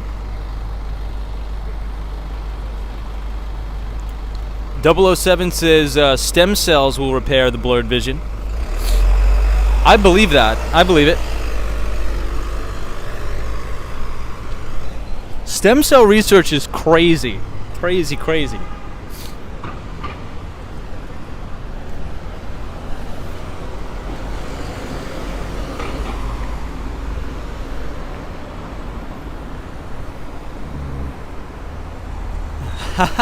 Gregory's like pawn shops giving out loans. Sounds legit.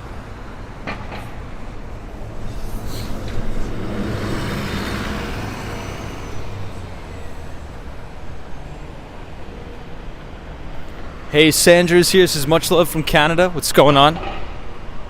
Good to see you. Let's check out 432 again. The very top. Looks like we got a little bit of a rainbow light show going on. Looks pretty unique.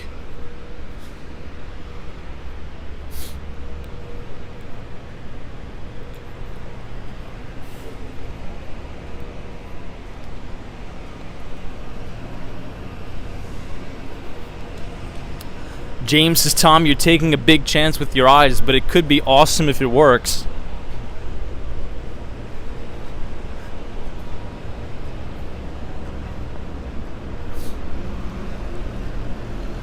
So this Starbucks just opened. Looks pretty new. But we are right behind St. Patrick's Cathedral here.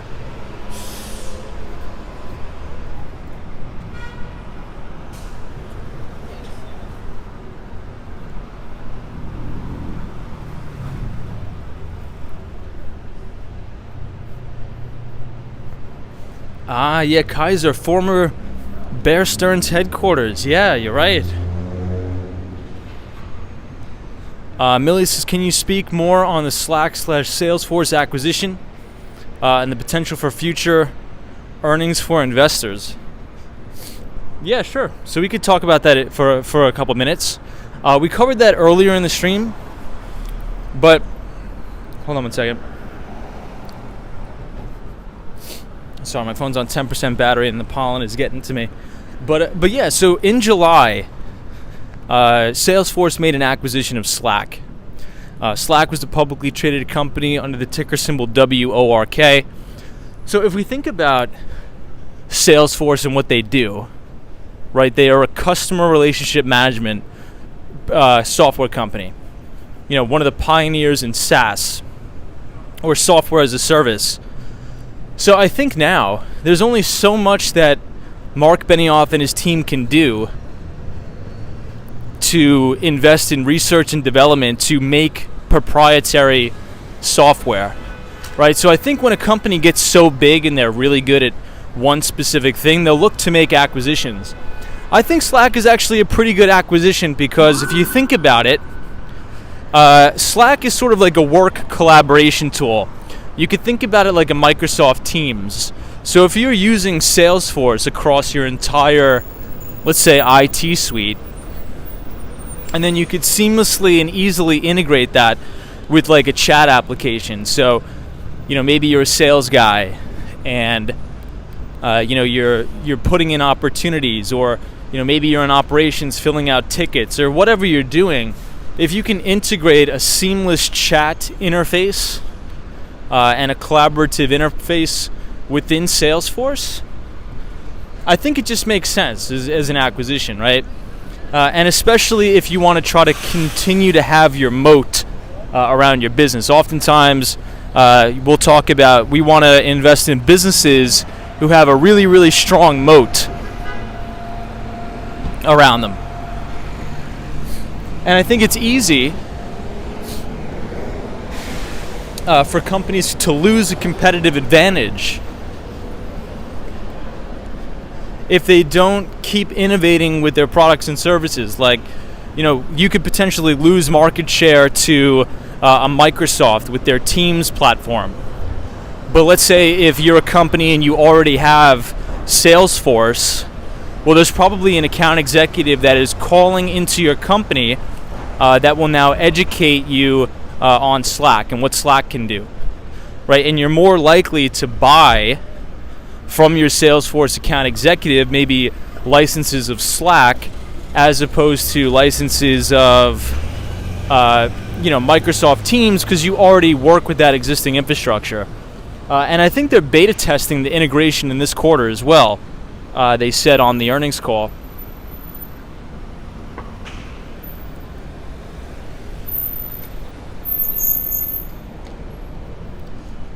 But I think we are going to end it here.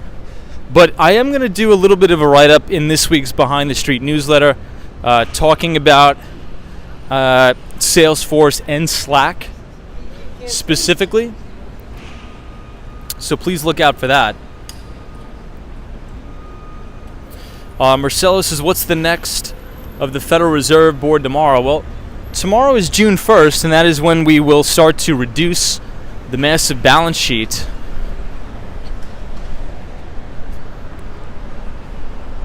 But we will end it. No, I guess I'll continue to walk up Fifth. But we will end it here, everybody. I had a blast. I had a good time. So check your inbox. Look out for the Behind the Street newsletter. I had a great time tonight on the stream. And happy June 1st, everybody. Start the month off strong. Stay optimistic for the month ahead. Hopefully you all finished this month of May very, very strong. And I'll see you all right back here at 8:30 Eastern Standard Time in New York City. Obviously, we have to remember that Thursday and Friday I will not be live. So just be cognizant of that. But I'll be around. So guys, if you enjoyed the stream, feel free to leave a like on the video. And subscribe to the channel if you are new, if you want to hang out with us on additional live streams in the future. So 007, appreciate it. Joan, Anthony, British Gray, Sarah, Samantha R. Photos Surround New York, FredX, James, Western Mass, Dave, Ruby Falcone. Thank you so much for being here, Ruby. Protect Trans Kids says goodbye, Tom. Thank you so much, Protect Trans Kids. Benjamin, thank you so much, my friend. Appreciate it. Sabrina Fair, thank you. British Gray, much appreciated.